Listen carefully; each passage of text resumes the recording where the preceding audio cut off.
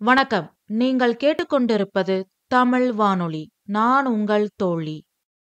இன்னைக்கு நாம பார்க்க போற கதை நேரம் இரவு 9:55. இது நான் எழுதின முற்றிலும் கற்பனையான ஒரு துப்பறியும் கதை. வாங்க கதைய ஆரம்பிக்கலாம்.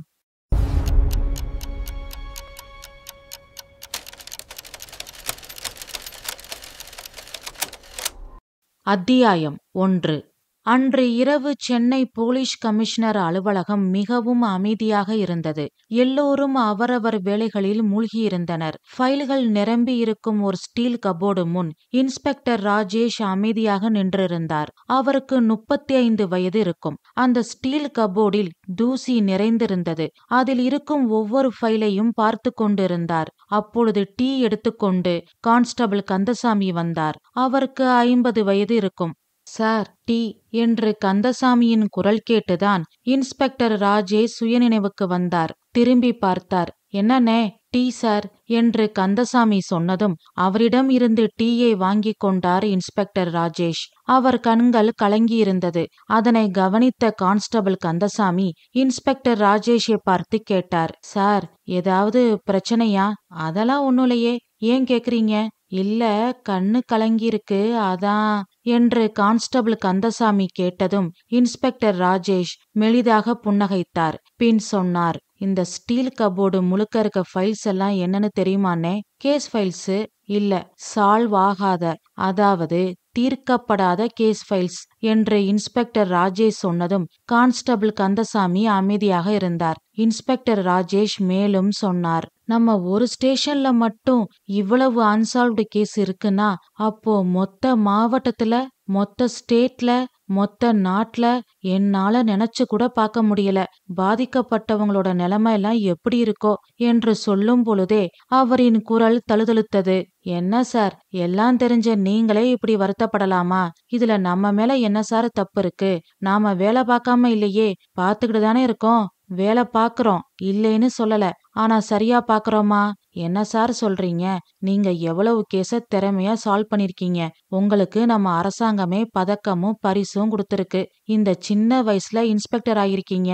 இதெல்லாம் எல்லாராலையும் முடியாது சார். நீங்க சொல்றது வாஸ்தவம்தான். எனக்கு பதவி உயர்வு, மெடல், பரிசு எல்லாம் கிடைச்சிருக்கு. ஆனா கூடவே ஒரு நீங்காத மனக்குறையும் இருக்கே.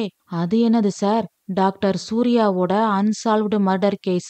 டாக்டர் சூர்யாவா? அது யாரு சார்? 10 வருஷத்துக்கு முன்னாடி நான் சிவகங்கை மாவட்டம் காரைக்குடி ஸ்டேஷன்ல எஸ்ஐயா வேலை பார்த்துட்டு இருந்தேன். அப்போ அங்க இருக்கிற ஒரு செட்டிநாட்டு வீட்ல டாக்டர் சூர்யா இறந்து கிடந்தாரு. எப்படி சார்? அது ஒரு கொலை. டாக்டர் சூர்யா கொலை செய்யப்பட்டாருன்னு எங்க எல்லாருக்கும் தெரியும். ஆனா அதை நிரூபிக்க எங்க கிட்ட ஆதாரம் இல்ல. எல்லா ஆதாரமும் முன்னுக்கு பின் முரணா இருந்தது. சிசிடிவி காட்சிகள் எல்லாம் கொஞ்சம் கூட பொருந்தல. என்ன சார் சொல்றீங்க? ஆமாண்ணே, டாக்டர் சூர்யா ஒரு சயின்டிஸ்ட். அவரோட பாட்டி வீடு காரைக்குடியில இருக்கு. பாட்டிக்கு அப்புறம் வீடு இவர் பேருக்கு வந்துருச்சு.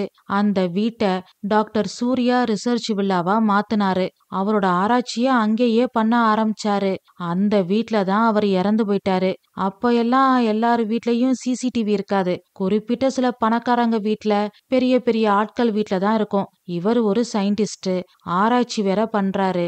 அதனால அந்த வீட்ல சிசிடிவி பிக்ஸ் பண்ணியிருந்தாரு. சிசிடிவி இருக்கிறதால கேஸை ஈஸியா சால்வ் பண்ணிரலான்னு இருந்தோம். ஆனா சிசிடிவி காட்சிகள் எல்லாம் கொஞ்சம் கூட சம்பந்தம் இல்லாம இருந்தது.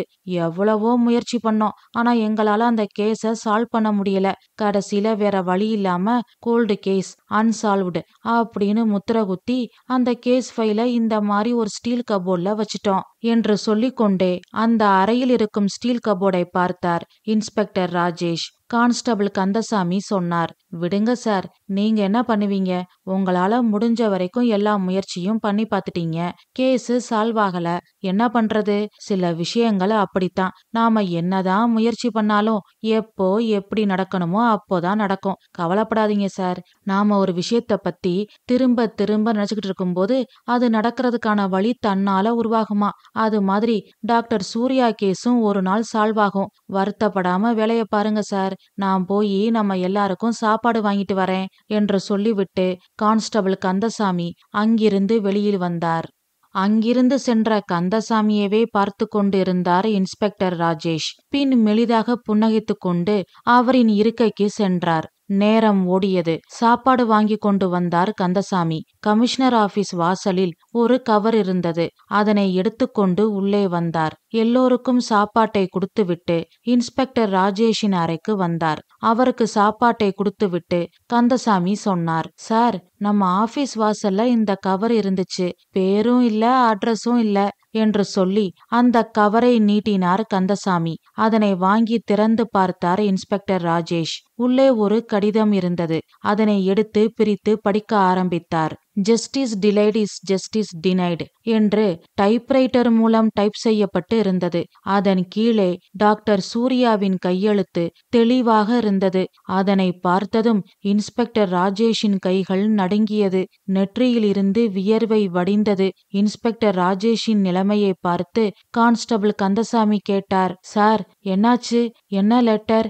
யார் எழுதியிருக்கா என்று கான்ஸ்டபிள் கந்தசாமி கேட்டதும் அந்த லெட்டரை அவரிடம் கொடுத்தார் இன்ஸ்பெக்டர் ராஜேஷ். பின் மெதுவாக அவரது இருக்கையில் அமர்ந்தார். நெற்றியில் கை வைத்து கொண்டு உட்கார்ந்தார். சார், யாரு சார் இந்த டாக்டர் சூர்யா?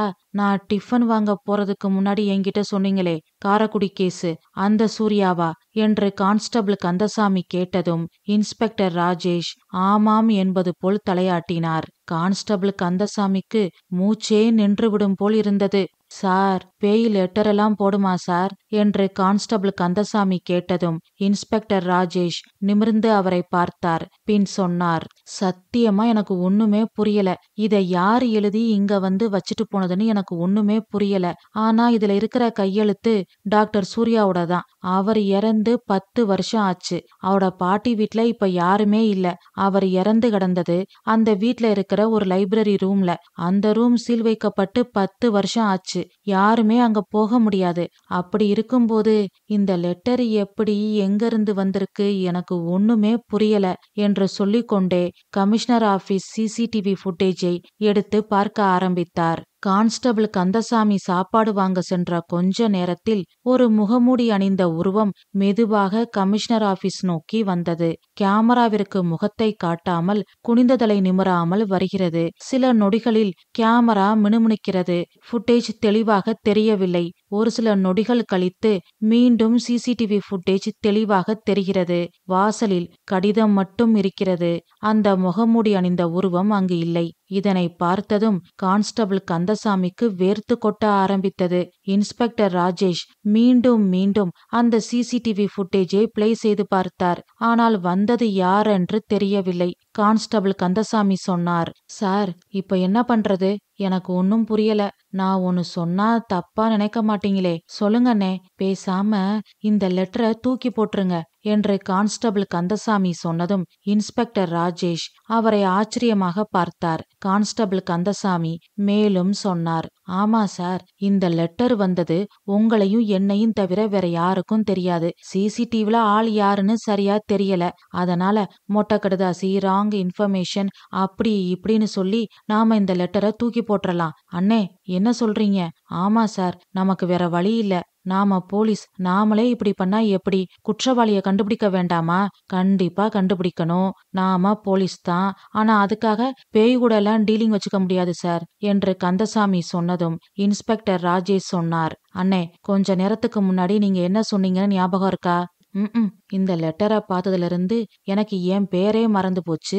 இதுல நான் சொன்னது எங்க இருந்து ஞாபகம் இருக்க போகுது என்று நினைத்து கொண்டு இன்ஸ்பெக்டர் ராஜேஷை பார்த்து ஞாபகம் இல்லை என்பது போல் தலையாட்டினார் கான்ஸ்டபிள் கந்தசாமி. நாம ஒரு விஷயத்த பத்தி திரும்ப திரும்ப நினைச்சுக்கிட்டு இருக்கும்போது அது நடக்கிறதுக்கான வழி தன்னால உருவாகும்னு நீங்க தானே சொன்னீங்க.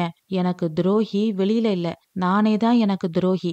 சும்மா இருக்க முடியாம எதையாவது சொல்லிட்டு பின்னாடி அவஸ்தப்பட வேண்டியது என்று நினைத்து கொண்டு இன்ஸ்பெக்டர் ராஜேஷை பார்த்து கந்தசாமி சொன்னார், சார், ஏதோ ஒரு வேகத்துல தெரியாம சொல்லிட்டேன். அத மறந்துருங்க. இந்த கேஸ் நமக்கு வேண்டாம். இல்லன்னே, 10 வருஷமா இந்த கேஸ் சால்வ் பண்ண முடியாத குற்ற உணர்ச்சியில தவிச்சுக்கிட்டு இருக்கேன். கண்டிப்பா இந்த தடவை சால்வ் பண்ணியே ஆகணும். எப்படி சார்? அத பத்தி தான் யோசிச்சுக்கிட்டு இருக்கேன். நான் ஒரு யோசனை சொல்லட்டுமா என்று கான்ஸ்டபிள் கந்தசாமி சொன்னதும் அவரை ஒருவித கேள்விக்குறியோடு பார்த்தார் இன்ஸ்பெக்டர் ராஜேஷ். உங்க பார்வைக்கு அர்த்தம் புரியுது.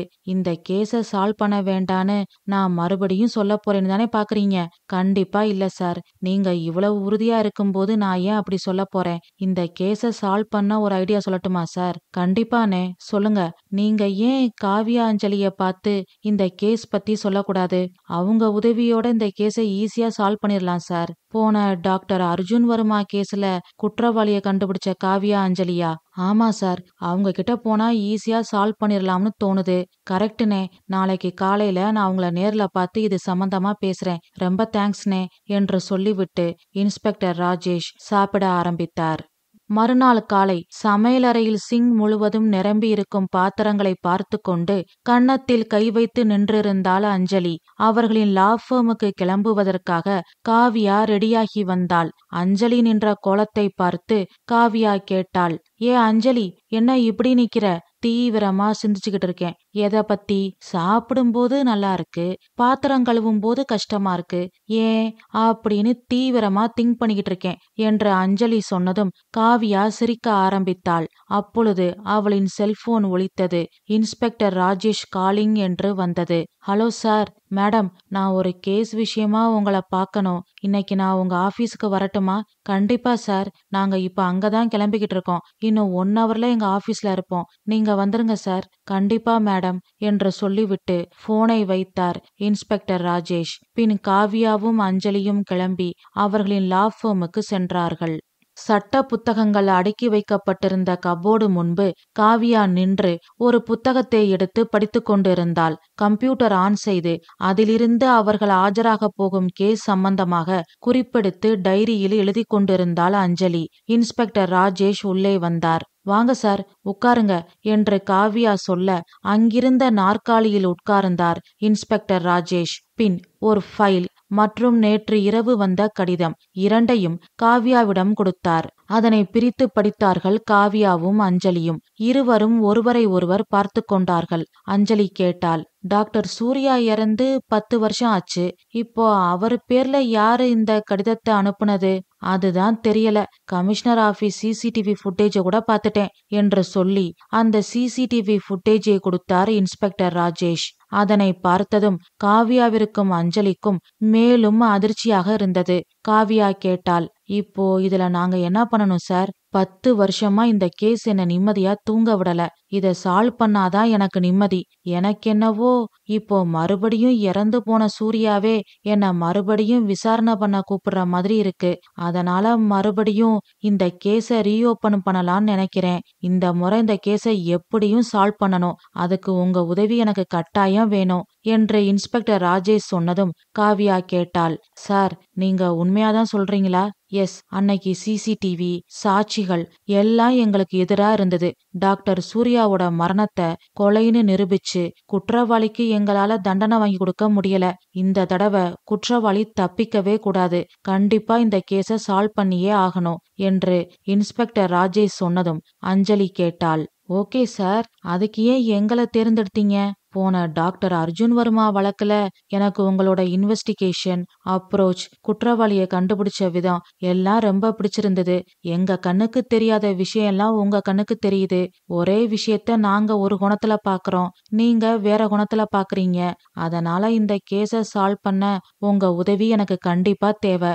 முடியாதுன்னு மட்டும் சொல்லிராதீங்க என்று இன்ஸ்பெக்டர் ராஜேஷ் சொன்னதும் காவியாவும் அஞ்சலியும் ஒருவரை ஒருவர் பார்த்து கொண்டார்கள். பின் காவியா சொன்னாள், கண்டிப்பா சார், நாங்க உங்க கூட வரோம். நீங்க கவலைப்படாம இருங்க. இத பத்தின எல்லா டீடைல்ஸையும் எனக்கு வாட்ஸ்அப் பண்ணிருங்க. எப்போ நாம கிளம்பணுன்ற டீடைல்ஸையும் எனக்கு வாட்ஸ்அப் பண்ணிருங்க என்று காவியா சொன்னதும் இன்ஸ்பெக்டர் ராஜேஷின் கண்களில் ஒரு பொலிவு தெரிந்தது. முகத்தில் நிம்மதி தெரிந்தது. அவர்களுக்கு நன்றி சொல்லிவிட்டு அங்கிருந்து சென்றார்.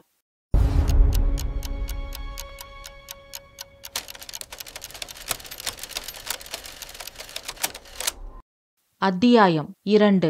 அடுத்த நாள் இன்ஸ்பெக்டர் ராஜேஷ், காவியா மற்றும் அஞ்சலி மூவரும் காரைக்குடி நோக்கி வந்து கொண்டிருந்தார்கள்.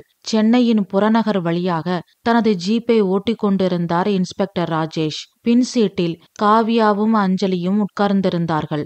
ஜீப் காரைக்குடியை நெருங்கியது. சாலையின் இருபுறமும் வயல்வெளிகளால் நிறைந்திருந்தது. சாலையை கடந்து ஜீப் ஊருக்குள் சென்றது. செட்டிநாட்டு வீடுகள் மிகவும் பிரம்மாண்டமாக காணப்பட்டது. அனைத்தையும் தனது செல்போனில் வீடியோ எடுத்துக்கொண்டே வந்தாள் அஞ்சலி. ஒரு பெரிய மாளிகை போன்ற செட்டிநாட்டு வீடு முன்பு ஜீப்பை நிறுத்தினார் இன்ஸ்பெக்டர் ராஜேஷ். மூவரும் ஜீப்பிலிருந்து இறங்கினார்கள். அந்த வீட்டின் வாசலில் பெரிய இரும்பு கேட்டு பூட்டப்பட்டு இருந்தது. காவ்யா மற்றும் அஞ்சலியிடம் இன்ஸ்பெக்டர் ராஜேஷ் சொன்னார். ஒரு காலத்துல ரொம்ப பிரம்மாண்டமா இருந்த இரும்பு கேட்டு இப்போ துருப்பிடிச்சிருக்கு என்று சொல்லிக்கொண்டே கேட்டு மேல் படர்ந்திருக்கும் செடிகளை கையால் அகற்றினார். அப்பொழுது செடியிலிருந்த முள் அவர் கையில் குத்திவிட்டது. வலியில் ஆ அம்மா என்று அலறினார். பதட்டத்தோடு காவ்யாவும் அஞ்சலியும் அவர் அருகில் வந்தார்கள். ஒண்ணுல முள்ளு குத்திருச்சு என்று சொல்லிக்கொண்டே கையை தேய்த்துவிட்டு செடிகளை அகற்றினார். காவ்யாவும் அஞ்சலியும் மெதுவாக கையில் முள் குத்தாதபடி செடிகளை கொஞ்சம் கொஞ்சமாக அகற்றினார்கள். டாக்டர் சூர்யா ரிசர்ச் வில்லா என்ற பெயர் பலகை கோணலாக தொங்கிக் கொண்டிருந்தது. அதன் மேல் அழுக்கு மற்றும் தூசி நிறைந்திருந்தது. அதனை அஞ்சலி அவளின் செல்போனில் போட்டோ எடுத்துக்கொண்டாள். பின் தனது பையிலிருந்து ஒரு கனமான இரும்பு சாவியை எடுத்து அந்த பூட்டை திறந்தார் இன்ஸ்பெக்டர் ராஜேஷ். 10 வருடமாக பூட்டியிருந்த கதவு பயங்கர சத்தத்தோடு அந்த ஜில்லாவே அலறும் வகையில் கேட்டு திறந்தது. அஞ்சலியும் காவ்யாவும் ஒருவரை ஒருவர் பார்த்து கொண்டார்கள். அஞ்சலி மெதுவாக காவ்யாவிடம் சொன்னாள், அப்பா என்ன ஒரு சத்தம், காது ஜவ்வு கிழிஞ்சிருச்சு. இங்க ஏதோ ஒரு மர்மம் இருக்கு. இங்க வந்து இறங்குனதுல இருந்து மனசுக்குள்ள ஒரு உள்ளுணர்வு கேட்டுக்கிட்டே இருக்கு. Same feeling. இது ஒன்னும் சரியா வரும்னு எனக்கு தோணல. வா எஸ்கேப் ஆயிருவோம். ச்சே நான் அப்படி சொல்லல. பின்ன நமக்கு இன்ட்ரெஸ்டிங்கா நிறைய விஷயம் வரப்போகுது. நாமளே அசந்து போற அளவுக்கு பல அதிசயமான விஷயங்கள் நடக்க போகுதுன்னு என் உள்ளுணர்வு சொல்லிட்டு இருக்குன்னு சொன்னேன். அதானே பார்த்தேன் என்று அஞ்சலி பேச வாய் எடுப்பதற்குள் இன்ஸ்பெக்டர் ராஜேஷ் சொன்னார். வாங்க உள்ள போகலாம் என்றார். பின் இருவரும் இரும்பு கேட்டை தாண்டி உள்ளே சென்றார்கள். பின் வீட்டின் மெயின் கேட்டை திறக்க போனார் இன்ஸ்பெக்டர் ராஜேஷ். அஞ்சலி காதை கைகளால் மூடிக்கொண்டாள். இன்ஸ்பெக்டர் ராஜேஷ் கேட்டார், என்னாச்சு? ஒண்ணுல சார், அந்த கேட்டு திறந்ததுக்கே காது அறகுறையாத்தான் கேக்குது. இப்ப கூட உங்க லிப் மூவ்மெண்ட் வச்சுதான் பதில் சொல்றேன். இப்போ இந்த கதவு திறந்தா என்ன ஆகுமோ, அதான் சேஃப்டிக்காக என் காதை மூடிக்கிட்டேன். யூ கேரி ஆன் என்று அஞ்சலி சொன்னதும் இன்ஸ்பெக்டர் ராஜேஷ் மெலிதாக புன்னகைத்து கொண்டே கதவை திறந்தார். எல்லோரும் அந்த வீட்டிற்குள் நுழைந்தார்கள். மேலே இருந்து தூசியும் ஒட்டடையும் நிறைந்த சரவிளக்கு தொங்கிக் கொண்டிருந்தது. வீட்டில் ஆங்காங்கே சிலந்தி வலைகள் படர்ந்திருந்தது. சுவற்றில் உடைந்த 2 கடிகாரங்கள் இருந்தது. ஒவ்வொன்றும் ஒவ்வொரு நேரத்தை காட்டியது. ஒன்றில் 9:45 மணி என்று இருந்தது. மற்றொன்றில் 10:10 என்று இருந்தது. இன்ஸ்பெக்டர் ராஜேஷ் சொன்னார், இதோ இந்த கடிகாரங்காட்டுற நேரத்தை வச்சுதான் குற்றவாளிய கண்டுபிடிக்க முயற்சி பண்ணோம். ஆனா இது சரியான நேரம் இல்ல. இந்த நேரமும் எங்களை குழப்பி விட்டுருச்சு என்றார். காவ்யாவும் அஞ்சலியும் அந்த கடிகாரங்களை பார்த்தார்கள். அஞ்சலி கேட்டாள், என்ன காவ்யா பாக்குற? 2 கடிகாரமும் ஏன் வேற வேற நேரத்துல ஒரே மாதிரி நின்னு போகணும்? எனக்கும் அதே டவுட்டு தான் என்று அஞ்சலி சொல்லிக் கொண்டிருக்கும் பொழுதே இன்ஸ்பெக்டர் ராஜேஷ் அந்த வீட்டில் இருக்கும் மிக பெரிய நூலக அறைக்கு வெளியில் நின்றார். காவ்யாவும் அஞ்சலியும் அங்கே சென்றார்கள். அந்த நூலக அறையின் கதவு தேக்கு மரத்தால் ஆனது. அதிகாரப்பூர்வ மெழுகு மற்றும் போலீஸ் டேப்பால் மூடப்பட்டிருந்தது. ராஜேஷ் அந்த டேப்பை கிழித்து கதவை திறந்தார். எல்லோரும் உள்ளே சென்றார்கள். தூசி நிரம்பி வழிந்தது. அஞ்சலி விடாமல் தும்ம ஆரம்பித்தாள். சாரி சார், எனக்கு டஸ்ட் அலர்ஜி. ஓ சாரி, நீங்க வேணா வெளியில இருக்கீங்களா? இல்ல சார் பரவாயில்ல என்று அஞ்சலி சொன்னதும் ராஜேஷ் சிரித்து கொண்டே முன்னோக்கி நடந்தார். காவ்யாவும் அஞ்சலியும் அந்த அறையை சுற்றி பார்த்தார்கள். சம்பவம் நடந்த நாளிலிருந்து இந்த அறைக்குள் யாரும் வரவில்லை. வைத்த பொருட்கள் வைத்த இடத்தில் இருக்கிறது என்று அதனை பார்த்ததுமே அவர்கள் புரிந்து கொண்டார்கள். அந்த அறையில் மர கபோர்டில் இருக்கும் அனைத்து புத்தகங்களும் அதே வரிசையில் அப்படியே இருந்தது. தூசி படிந்து புத்தகத்தின் ஓரங்கள் எல்லாம் மஞ்சள் நிறமாக மாறியிருந்தது. ஒரு பெரிய அழகான மேசையில் காகிதங்கள் எல்லாம் சிதறி கிடந்தன. அங்கு இருக்கும் அனைத்து பொருட்கள் மேலும் தூசி தனது ஆதிக்கத்தை செலுத்தியிருந்தது. ஒரு பொருளைத் தவிர. ஆம், அந்த அறையில் ஓரிடத்தில் ஒரு பழமையான மரத்தால் செய்யப்பட்ட கருப்பு நிற டைப்ரைட்டர் புத்தம் புதிதாக இருந்தது. அதன் மேல் ஒரு இன்ச்சு அளவு கூட தூசி இல்லை. யாரோ அதனை சுத்தம் செய்தது போல் பளபளவென்று மின்னியது. அதனை பார்த்ததும் அஞ்சலியின் கண்கள் ஆச்சரியத்தில் அகல விரிந்தது. இங்க எல்லாம் ஒரே தூசியும் துப்பட்டையுமா இருக்கு. ஆனா இந்த டைப்ரைட்டர் மட்டும் புதுசு மாதிரி அழகா இருக்கே என்று அஞ்சலி சொல்லிக்கொண்டே அதன் அருகில் சென்றாள். அவளுடன் காவியாவும் சென்றாள். இத பார்த்தா சாதாரண டைப்ரைட்டர் மாதிரி தெரியல. இதுல 2 வித்தியாசமான கீ இருக்கு பாரு. ஒன்ல நேரம், ஒன்ல தேதின்னு போட்டிருக்கு பாரு என்று காவியா சொன்னதும் இன்ஸ்பெக்டர் ராஜேஷ் அங்கே வந்தார். அந்த டைப்ரைட்டரை பார்த்து சொன்னார், இது ரொம்ப வருஷமா இங்க இருக்கு. இத நாங்க அன்னைக்கே கவனிச்சோம். இது டாக்டர் சூர்யாவோட கண்டுபிடிப்பு. அவர் ஆராய்ச்சி மூலம் கண்டுபிடிச்ச ஒரு டைப்ரைட்டர். அதனால நாங்க யாரும் இத பெருசா எடுத்துக்கல. ஆனா இதுல மட்டும் தூசி படியாம இருக்குன்னா இதுல ஏதோ இருக்கு என்று இன்ஸ்பெக்டர் ராஜேஷ் சொன்னதும் அஞ்சலி வேகமாக கேட்டாள். அப்போ நாம இத சோதிச்சு பாத்திரலாமா என்று அஞ்சலி கேட்டதும் காவியா கேட்டாள், என்ன பண்ண போற? ஏதாவது ஒரு நேரத்தையும் தேதியையும் போட்டு பாப்போம், என்ன நடக்குதுன்னு பாக்கலாம். வேண்டாம் அஞ்சலி, இது என்னன்னே தெரியாம நீ பாட்டுக்கு ஏதாவது பண்ணாத. இத பத்தி முழுசா தெரிஞ்சுக்கிட்டு நாம ட்ரை பண்ணி பார்க்கலாம். பயப்படாத காவியா, 2ல 1 பாத்திரலாம் என்று சொல்லிக்கொண்டே அங்கிருந்த ஒரு ஒயிட் பேப்பரை எடுத்து டைப்ரைட்டர் மிஷினில் சொருகி இன்றைக்கான தேதி மற்றும் அவர்கள் இந்த வீட்டின் இரும்பு கேட்டு முன் வந்து இறங்கிய நேரத்தையும் டைப் செய்தாள். ஒன்றும் ஆகவில்லை. அஞ்சலி சிரித்து கொண்டே சொன்னாள், ஒண்ணுமே நடக்கல. இதுக்குதான் இவ்வளவு பில்டப்பா என்று அஞ்சலி சொல்லி முடிக்கவும் அந்த டைப்ரைட்டர் மிஷினில் இருந்து விசித்திரமான வினோதமான சத்தம் வந்தது. அறையில் விளக்குகள் மின்னியது. ஜன்னல்கள் அனைத்தும் மூடப்பட்டு இருந்தாலும் திடீரென்று காற்று பலமாக வீசியது. வீசிய காற்றில் மேசை மீது இருந்த காகிதங்கள் அங்கும் இங்கும் பறந்தது. காவியாவின் கையை அஞ்சலி இறுக பிடித்து கொண்டாள். ராஜேஷ் அவர்கள் அருகில் வந்து நின்றார். கால்களுக்கு கீழே தரை நகருவதை அவர்கள் மூவரும் உணர்ந்தார்கள். திடீரென்று காற்று அவர்களை இழுத்தது. என்ன நடக்கிறது, என்ன செய்ய வேண்டும் என்று அவர்கள் சிந்திப்பதற்குள் மூவரும் கேட்டிற்கு வெளியில் போய் நின்றார்கள். ஜீப்பில் இருந்து ராஜேஷ், காவ்யா, அஞ்சலி மூவரும் இறங்கியது. முள் செடிகளை அகற்றியது, ராஜேஷ் கையில் முள் குத்தியது என்று அனைத்தையும் மீண்டும் மூவரும் பார்த்தார்கள். அஞ்சலி கேட்டாள், ஐயோ, என்னது இது? நம்மள நாமளே பாக்குறோம். நாம செத்துட்டோமா என்று அஞ்சலி கேட்டதும் காவ்யா வாயில் விரலை வைத்து ஷூ என்றாள். அடுத்த நொடி மூவரும் தூசி நிறைந்த நூலகத்திற்குள் வந்து விழுந்தார்கள். மூவரும் எழுந்து ஒருவரை ஒருவர் பார்த்து கொண்டார்கள். அப்பொழுது டைப்ரைட்டர் தானாக டைப் செய்தது. செப்டம்பர் 2, 2025 அன்று காலை 9 மணிக்கு இன்ஸ்பெக்டர் ராஜேஷ், பிரபல இளம் வக்கீல்கள் காவியா மற்றும் அஞ்சலி 10 ஆண்டுகளுக்கு முன்பு நடந்த டாக்டர் சூர்யாவின் கொலை வழக்கை மீண்டும் விசாரிக்க வந்திருக்கிறார்கள் என்று டைப் செய்தது. இப்போ இங்க என்ன நடந்தது, என்ன ஆச்சு என்று இன்ஸ்பெக்டர் ராஜேஷ் கேட்டதும் காவ்யா சொன்னாள், சார், இது ஒரு டைம் ஸ்டாம்ப்டு டைப்ரைட்டர். கிட்டத்தட்ட டைம் டிராவல் மிஷின் மாதிரி. இதுல நாம எந்த தேதியில எந்த நேரத்தை டைப் பண்றோமோ அந்த தேதிக்கு அந்த நேரத்துல நாம போவோம். அந்த நேரத்துல என்ன நடந்துச்சுன்னு நாம நேர்ல பார்க்க முடியும். நம்மால எதையும் சரி பண்ண முடியாது, ஆனா என்ன நடந்துச்சுன்னு பார்க்க முடியும் என்று காவ்யா சொல்ல சொல்ல இன்ஸ்பெக்டர் ராஜேஷுக்கும் அஞ்சலிக்கும் வியப்பாக இருந்தது.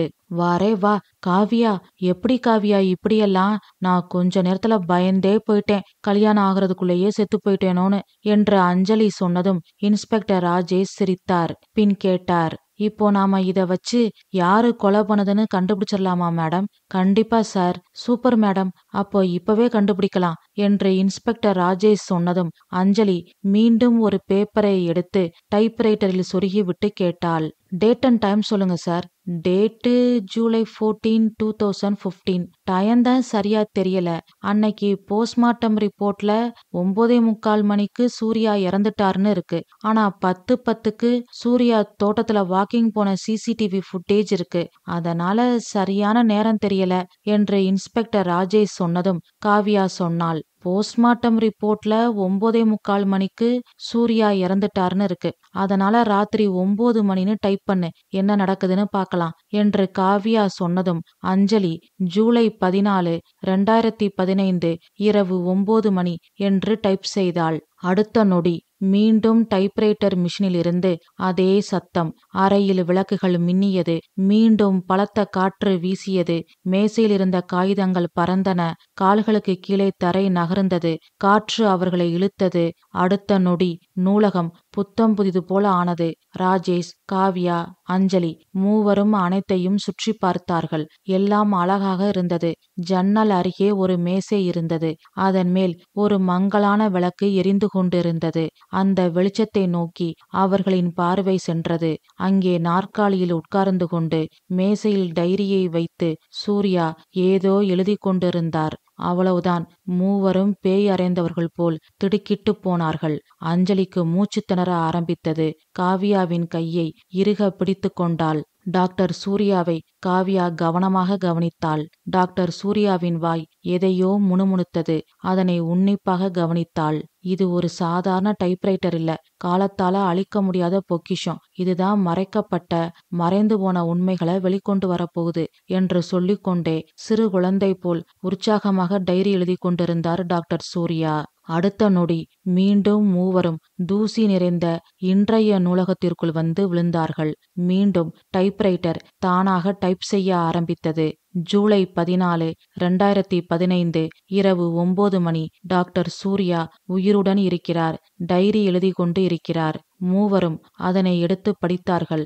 அஞ்சலி சொன்னாள், இன்ட்ரெஸ்டிங். இது வெறும் பழமையான பொருள் மட்டும் இல்ல, நாம தேடி வந்த உண்மைக்கான பாலம் இது. கரெக்ட். இத வச்சு குற்றவாளிய நாம கண்டுபிடிக்கலாம் என்று காவ்யா சொன்னதும் காவ்யாவும் அஞ்சலியும் ஐஃபை அடித்து கொண்டார்கள். அதனை பார்த்து இன்ஸ்பெக்டர் ராஜேஷ் இதழோரம் புன்னகைத்தார்.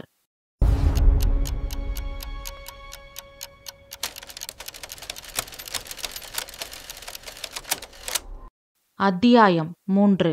ராஜேஷ், காவ்யா மற்றும் அஞ்சலி மூவரும் எப்படி குற்றவாளியை கண்டுபிடிப்பது என்ற தீவிர யோசனையில் ஆழ்ந்திருந்தார்கள். அப்பொழுது காவ்யா சொன்னாள், இந்த முறை நாம வேற ட்ரை பண்ணி பாப்போமா என்று காவ்யா சொன்னதும் அஞ்சலியும் ராஜேஷும் ஒருவரை ஒருவர் பார்த்து கொண்டார்கள். காவ்யா மேலும் சொன்னாள், இப்போ நாம சம்பவம் நடந்த அன்னைக்கு பாக்குறத விட சம்பவத்துக்கு முதல் நாள் பார்த்தா ஏதாவது க்ளூ கிடைக்கலாம் இல்லையா? கரெக்ட். சிசிடிவி ஃபுட்டேஜ் படி டாக்டர் சூர்யா இறக்குறதுக்கு முதல் நாள் ராத்திரி 8 மணிக்கு அவரோட பார்ட்னர் ராகவன் வந்திருக்காரு. சூப்பர் சார், அப்போ நாம அதையே ட்ரை பண்ணலாம் என்று காவ்யா சொன்னதும் அஞ்சலி சொன்னாள், எனக்கென்னவோ இது சரி வரும்னு தோணல.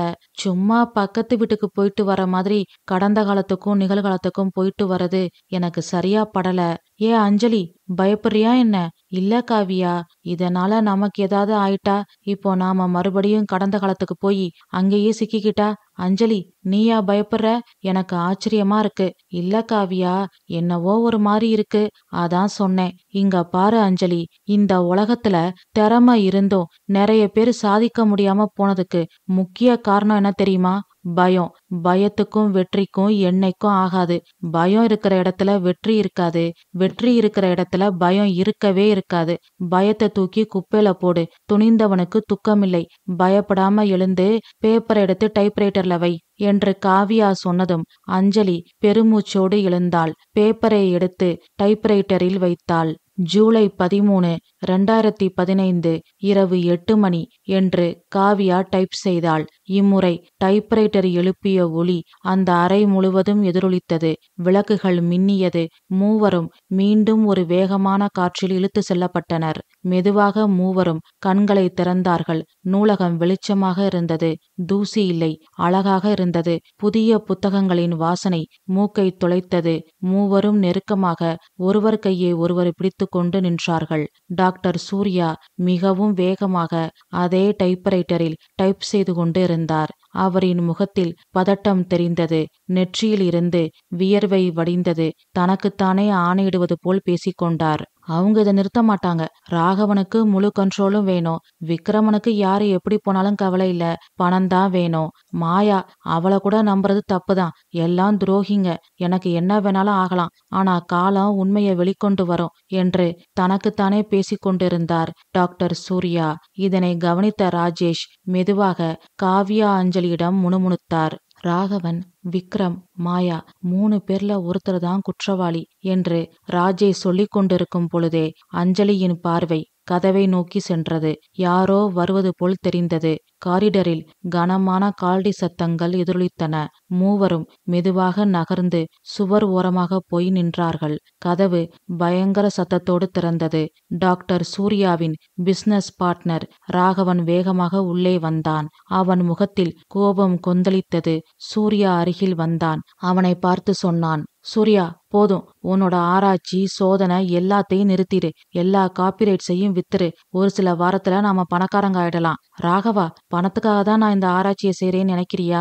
நீ வேணா இத பணத்துக்காக பண்ணாம இருக்கலாம். ஆனா நான் இந்த ஆராய்ச்சிக்கு சம்மதிச்சதுக்கு காரணமே பணம் தான். உனக்கு பணம் வேண்டாட்டி இதுக்கான காப்பிரைட்ஸ் எல்லாத்தையும் என்கிட்ட கொடுத்துரு. நான் இதை எங்க யாருக்கு விற்கணுமோ அங்க வித்து பணம் வாங்கிக்கிறேன். ராகவா, ஒரு நாளும் இதோட காப்பிரைட்ஸை உனக்கு தரமாட்டேன். இது காலத்தால அழிக்க முடியாத பொக்கிஷம். இது நல்லவங்க கைக்கு போகணும். உன்ன மாதிரி பேராசக்காரன் கைக்கு போனா அவ்வளவுதான் என்று சூர்யா சொன்னதும் கோபமாக அங்கிருக்கும் பொருட்களை தள்ளி விட்டான் ராகவன். மேசையை ஓங்கி அடித்தான். பின் கோபமாக சூர்யாவை பார்த்து சொன்னான், நீ காப்பிரைட்ஸ் தராட்டி அதை வேற யாராவது உன்கிட்ட இருந்து பறிச்சுக்க தான் போறாங்க என்று சொல்லிக்கொண்டே சூர்யாவிற்கு மிக நெருக்கமாக வந்தான் ராகவன். சூர்யாவை காப்பாற்றுவதற்காக அஞ்சலி ஒரு அடி முன்னால் சென்றாள். அவள் கையை அழுத்தி பிடித்து பின்பக்கம் இழுத்தாள் காவியா.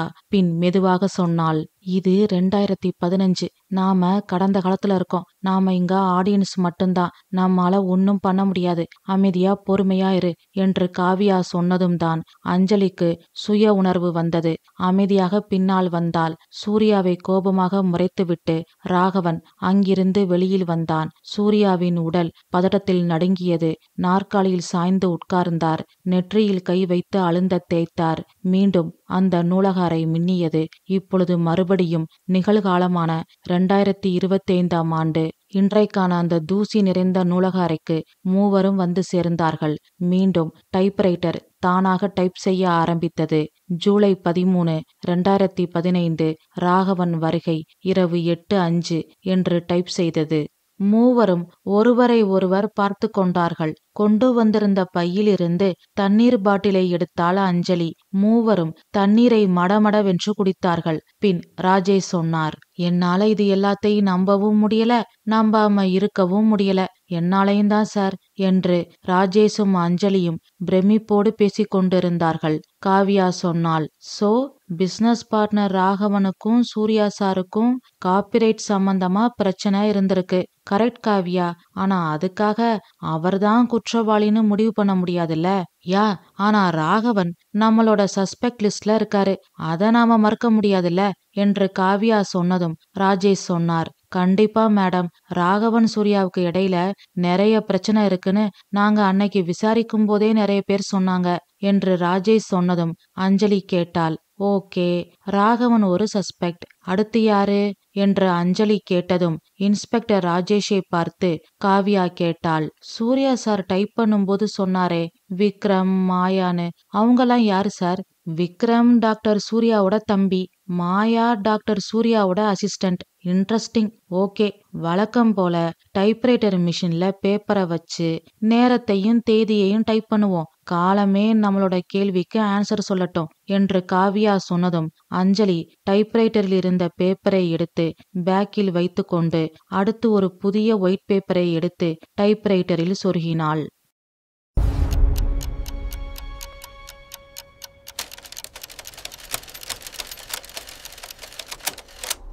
அத்தியாயம் 4. இன்ஸ்பெக்டர் ராஜேஷ் சொன்னார், நான் சொல்றேன்னு தப்பா நினைக்காதீங்க. எனக்கு ஒரு மாதிரி பயமா குற்ற உணர்ச்சியா இருக்கு. ஏன் சார், என்னாச்சு இல்ல, எனக்காக தான் நீங்க வந்தீங்க. இங்க என்னடானா அடிக்கடி கடந்த காலத்துக்கும் நிகழ்காலத்துக்கும் போயிட்டு போயிட்டு வந்துகிட்டு இருக்கோம். யாருக்காவது ஏதாவது ஒண்ணு கிடக்க ஒண்ணு ஆயிடுச்சுன்னா என்னால தாங்க முடியாது. கேஸு, விசாரணை இதெல்லாம் பத்தியெல்லாம் நான் கவலைப்படல. ஆனா குற்ற உணர்ச்சி என்ன வாழ விடாது. அதுக்காகத்தான் சொல்றேன் என்று இன்ஸ்பெக்டர் ராஜேஷ் சொன்னதும் காவியாவும் அஞ்சலியும் ஒருவரை ஒருவர் பார்த்து கொண்டார்கள். காவியா சிறு புன்னகையுடன் சொன்னாள், சார், கஷ்டப்படாம கிடைக்கிற எதுவும் நிலைக்காது, பலன் தராது. உண்மைய கண்டுபிடிக்கணும், நியாயம் ஜெயிக்கணும்னா அதுக்கு நாம போராடத்தான் வேணும். ஈஸியா கிடைச்சிராது. ஈஸியா கிடைச்சிட்டா அதோட மதிப்பு நமக்கு தெரியாது. ஒரு விஷயத்த நல்லா ஞாபகத்துல வச்சுக்கோங்க. நாம கடந்த காலத்துல நடந்த எதையும் மாத்த போறதில்ல. கடந்த காலத்துல நடந்த உண்மைய வெளிக்கொண்டு வரப்போறோம். அவ்வளவுதான். அதனால நமக்கு எந்த பிரச்சனையும் வராது என்று காவியா சொல்ல சொல்ல இன்ஸ்பெக்டர் ராஜேஷிற்கு புத்துணர்ச்சி கிடைத்தது போல் ஒரு உணர்வு. பின் முகத்தில் வடிந்த வியர்வையை கைக்குட்டையால் துடைத்து கொண்டு தைரியமாக காவியாவை பார்த்து சொன்னார், அப்போ நாம முதல்ல விக்ரம் கிட்ட இருந்து ஸ்டார்ட் பண்ணலாம். அன்னைக்கு நாங்க விசாரிக்கும் போது எங்களுக்கு விக்ரம் பத்தி வந்த ஒரே தகவல் அவனுக்கு ஏதோ கடன் இருந்திருக்கு, அதனால சூர்யா சார் கிட்ட பணம் கேட்டு அடிக்கடி பிரச்சனை பண்ணிருக்கான். இதுதான் அவனை பத்தி எங்களுக்கு கிடைச்ச தகவல். அவனும் சம்பவம் நடக்கிறதுக்கு முதல் நாள், அதாவது ஜூலை 13 ராத்திரி 9 மணிக்கு சூர்யாவை பார்க்க வந்திருக்கான். சிசிடிவி ஃபுட்டேஜ் இருக்கு. ரொம்ப சந்தோஷம். அப்போ விக்ரம் கிட்ட இருந்தே ஸ்டார்ட் பண்ணலாம் என்று காவியா சொன்னதும் ஜூலை 13, 2015 இரவு 9 மணி என்று அஞ்சலி டைப் செய்தாள். டைப்ரைட்டர் சத்தம் போட்டது. அறை மீண்டும் சுழன்றது. மீண்டும் காற்று வீசியது. மூவரும் கடந்த காலத்திற்கு சென்றார்கள். கண்களை விழித்து மூவரும் பார்த்தார்கள். அந்த அறையில் சூர்யா கைகளை கட்டிக்கொண்டு நின்றார். அவருக்கு முன் மிகவும் ஒல்லியான ஒருவன் நின்று கொண்டிருந்தான். ராஜேஷ் மெதுவாக காவியா அஞ்சலிக்கு கேட்கும்படி சொன்னார், இதுதான் சூர்யா சாரோட தம்பி விக்ரம் என்று இன்ஸ்பெக்டர் ராஜேஷ் சொல்லி முடிக்கவும் விக்ரம் சூர்யாவை பார்த்து பேச ஆரம்பிக்கவும் சரியாக இருந்தது. அண்ணா, புரிஞ்சுக்கோ, எனக்கு நிறைய கடன் இருக்கு, உன்கிட்ட நிறைய பணம் இருக்கு. உன் தம்பினா எனக்கு நீ ஹெல்ப் பண்ண கூடாதா? நான் உனக்காக நிறைய தரம் பணம் கொடுத்துட்டேன். ஒவ்வொரு முறையும் நீ கடன் வாங்கிட்டு வருவ, அதை அடைக்கிறதா என் வேலையா? உன்னோட கடனை அடைச்சே என்னோட பாதி சொத்து காலியாயிருச்சு. I won't fund your gambling anymore என்று சூர்யா சொன்னதும் விக்ரம் கத்தினான், அண்ணா, இட்ஸ் நாட் கேம்பிளிங். நான் தப்பான இடத்துல இன்வெஸ்ட் பண்ணிட்டேன், அவ்வளவுதான். தயவு செஞ்சு புரிஞ்சுக்கோ. முடியாது விக்ரம், நீ எனக்கு பணம் தரலைனா என்ன பண்ணுவ? வேண்டானா, என்ன கோவப்படுத்தாத. நான் உன்னை கோவப்படுத்தல, உன்னை காப்பாத்த நினைக்கிறேன். நீ சொந்த கால்ல நிக்கணும், 4 பேரு உன்னை மதிக்கணும். அதுக்காகத்தான் போராடுறேன். நடிக்காதனே. எனக்கு உன்னை பத்தி நல்லா தெரியும். நீதி, நியாயம், ஒழுக்கம்னு பேசுவ. ஊர்ல இருக்கிற எல்லாருக்கும் ஹெல்ப் பண்ணுவ. ஆனா உன் சொந்த தம்பி கெஞ்சும் போது உன் மனசு கல்லாயிடும். இல்ல விக்ரம், நீ தப்பா புரிஞ்சுகிட்டு இருக்க. ஆமானே, இத்தனை நாள் நான் தப்பாதான் புரிஞ்சுகிட்டு இருந்தேன். இப்பதான் உன்னோட உண்மையான சுயரூபம் தெரியுது. எனக்கு நீ பணம் கொடுக்காததுக்கு பின்னாடி வருத்தப்பட போற பாரு என்று சொல்லிவிட்டு வேகமாக கதவை பட்டென்று சாத்திவிட்டு சென்றான். மீண்டும் காற்று வீசியது. மூவரும் நிகழ்காலத்திற்கு வந்தார்கள். மீண்டும் டைப்ரைட்டர் தானாக டைப் செய்தது. ஜூலை 13, 2015 விக்ரம் வருகை இரவு 9:02 என்று டைப் செய்தது. டைப்ரைட்டரில் இருந்து அந்த பேப்பரை எடுத்து அஞ்சலி பையில் வைத்து கொண்டாள். பின் சொன்னாள், முடியலடா சாமி, பாஸ்ட் அண்ட் பிரசன்ட் டிராவல் ரொம்ப கஷ்டமா இருக்கு. உடம்பெல்லாம் என்னமா வலிக்குது. சபா, முடியல, இப்பவே கணக்கட்டுதே என்று புலம்பிக் கொண்டே அஞ்சலி சுவற்றில் சாய்ந்து உட்கார்ந்தாள். இன்ஸ்பெக்டர் ராஜேஷ் சிரித்து கொண்டே சொன்னார், இதுக்கே டயர்டாயிட்டா எப்படி? அடுத்து மாயாவை பார்க்க வேண்டாமா? அவ சூர்யா சாரோட அசிஸ்டன்ட் தானே. அவ என்ன செஞ்சிருக்க போறா? அவ அவருக்கு நெருக்கமான தோழிதானே என்று அஞ்சலி கேட்டதும் காவியா சொன்னாள், எப்பவுமே நேருக்கு நேர் நின்னு சண்டை போடுறவங்கள நம்பிரலாம். ஆனா நல்லவங்க மாதிரி நம்ம கூட பழகி நெருக்கமாகறவங்கள நம்பவே கூடாது. எதிரியோட கூட ஒன்னா நிம்மதியா இருந்துடலாம். ஆனா துரோகி கூட ஒரு நிமிஷம் கூட நிம்மதியா இருக்க முடியாது. அதனால கண்டிப்பா நாம மாயாவை பார்க்கணும் என்று காவியா சொன்னதும் இன்ஸ்பெக்டர் ராஜேஷ் சொன்னார், ஜூலை 13 அன்னைக்கு ராத்திரி 9:30 மணிக்கு மாயா வந்திருக்கா. அதுக்கான சிசிடிவி ஃபுட்டேஜும் இருக்கு என்று இன்ஸ்பெக்டர் ராஜேஷ் சொன்னதும் அஞ்சலி எழுந்து வந்தாள். காவியா ஜூலை 13, 2015 இரவு 9:30 மணி என்று டைப் செய்தாள். மீண்டும் டைப்ரைட்டர் சத்தம் போட்டது. அதே காற்று. மூவரும் கடந்த காலத்திற்கு சென்றார்கள். சூர்யாவின் முன் ஒரு பெண் கண்ணீரோடு நின்று கொண்டிருந்தாள். அஞ்சலி மெதுவாக கேட்டாள், இதுதான் மாயாவா என்று அஞ்சலி கேட்டதும் இன்ஸ்பெக்டர் ராஜேஷ் ஆமாம் என்று தலையாட்டினார். சூர்யாவை பார்த்து மாயா கேட்டாள், நான் என்ன தப்பு பண்ணேன்? 10 வருஷமா உங்களுக்கு விசுவாசமா இருந்ததை தவிர நான் எந்த தப்பும் செய்யல. உங்க ஆராய்ச்சிக்காக நான் எல்லாத்தையும் விட்டுட்டேன். என்னை பத்தி எல்லாம் தெரிஞ்சிருந்தும் நீங்க இப்படி பண்ணதை என்னால ஏத்துக்க முடியல. மாயா, புரிஞ்சுக்க, நீ என்னோட ஆராய்ச்சிக்கு நிறைய ஹெல்ப் பண்ணிருக்க. நான் இல்லேன்னு சொல்லல. ஆனா உன்னோட எல்லையே நீ கிராஸ் பண்ற. அது எனக்கு பிடிக்கல. சூர்யா, என்ன சொல்றீங்க? எஸ் மாயா, என்னோட ஆராய்ச்சி தான் எனக்கு முக்கியம். நான் கண்டுபிடிச்ச இந்த டைப்ரைட்டர் வச்சு நாம என்னென்ன செய்யலாம் தெரியுமா?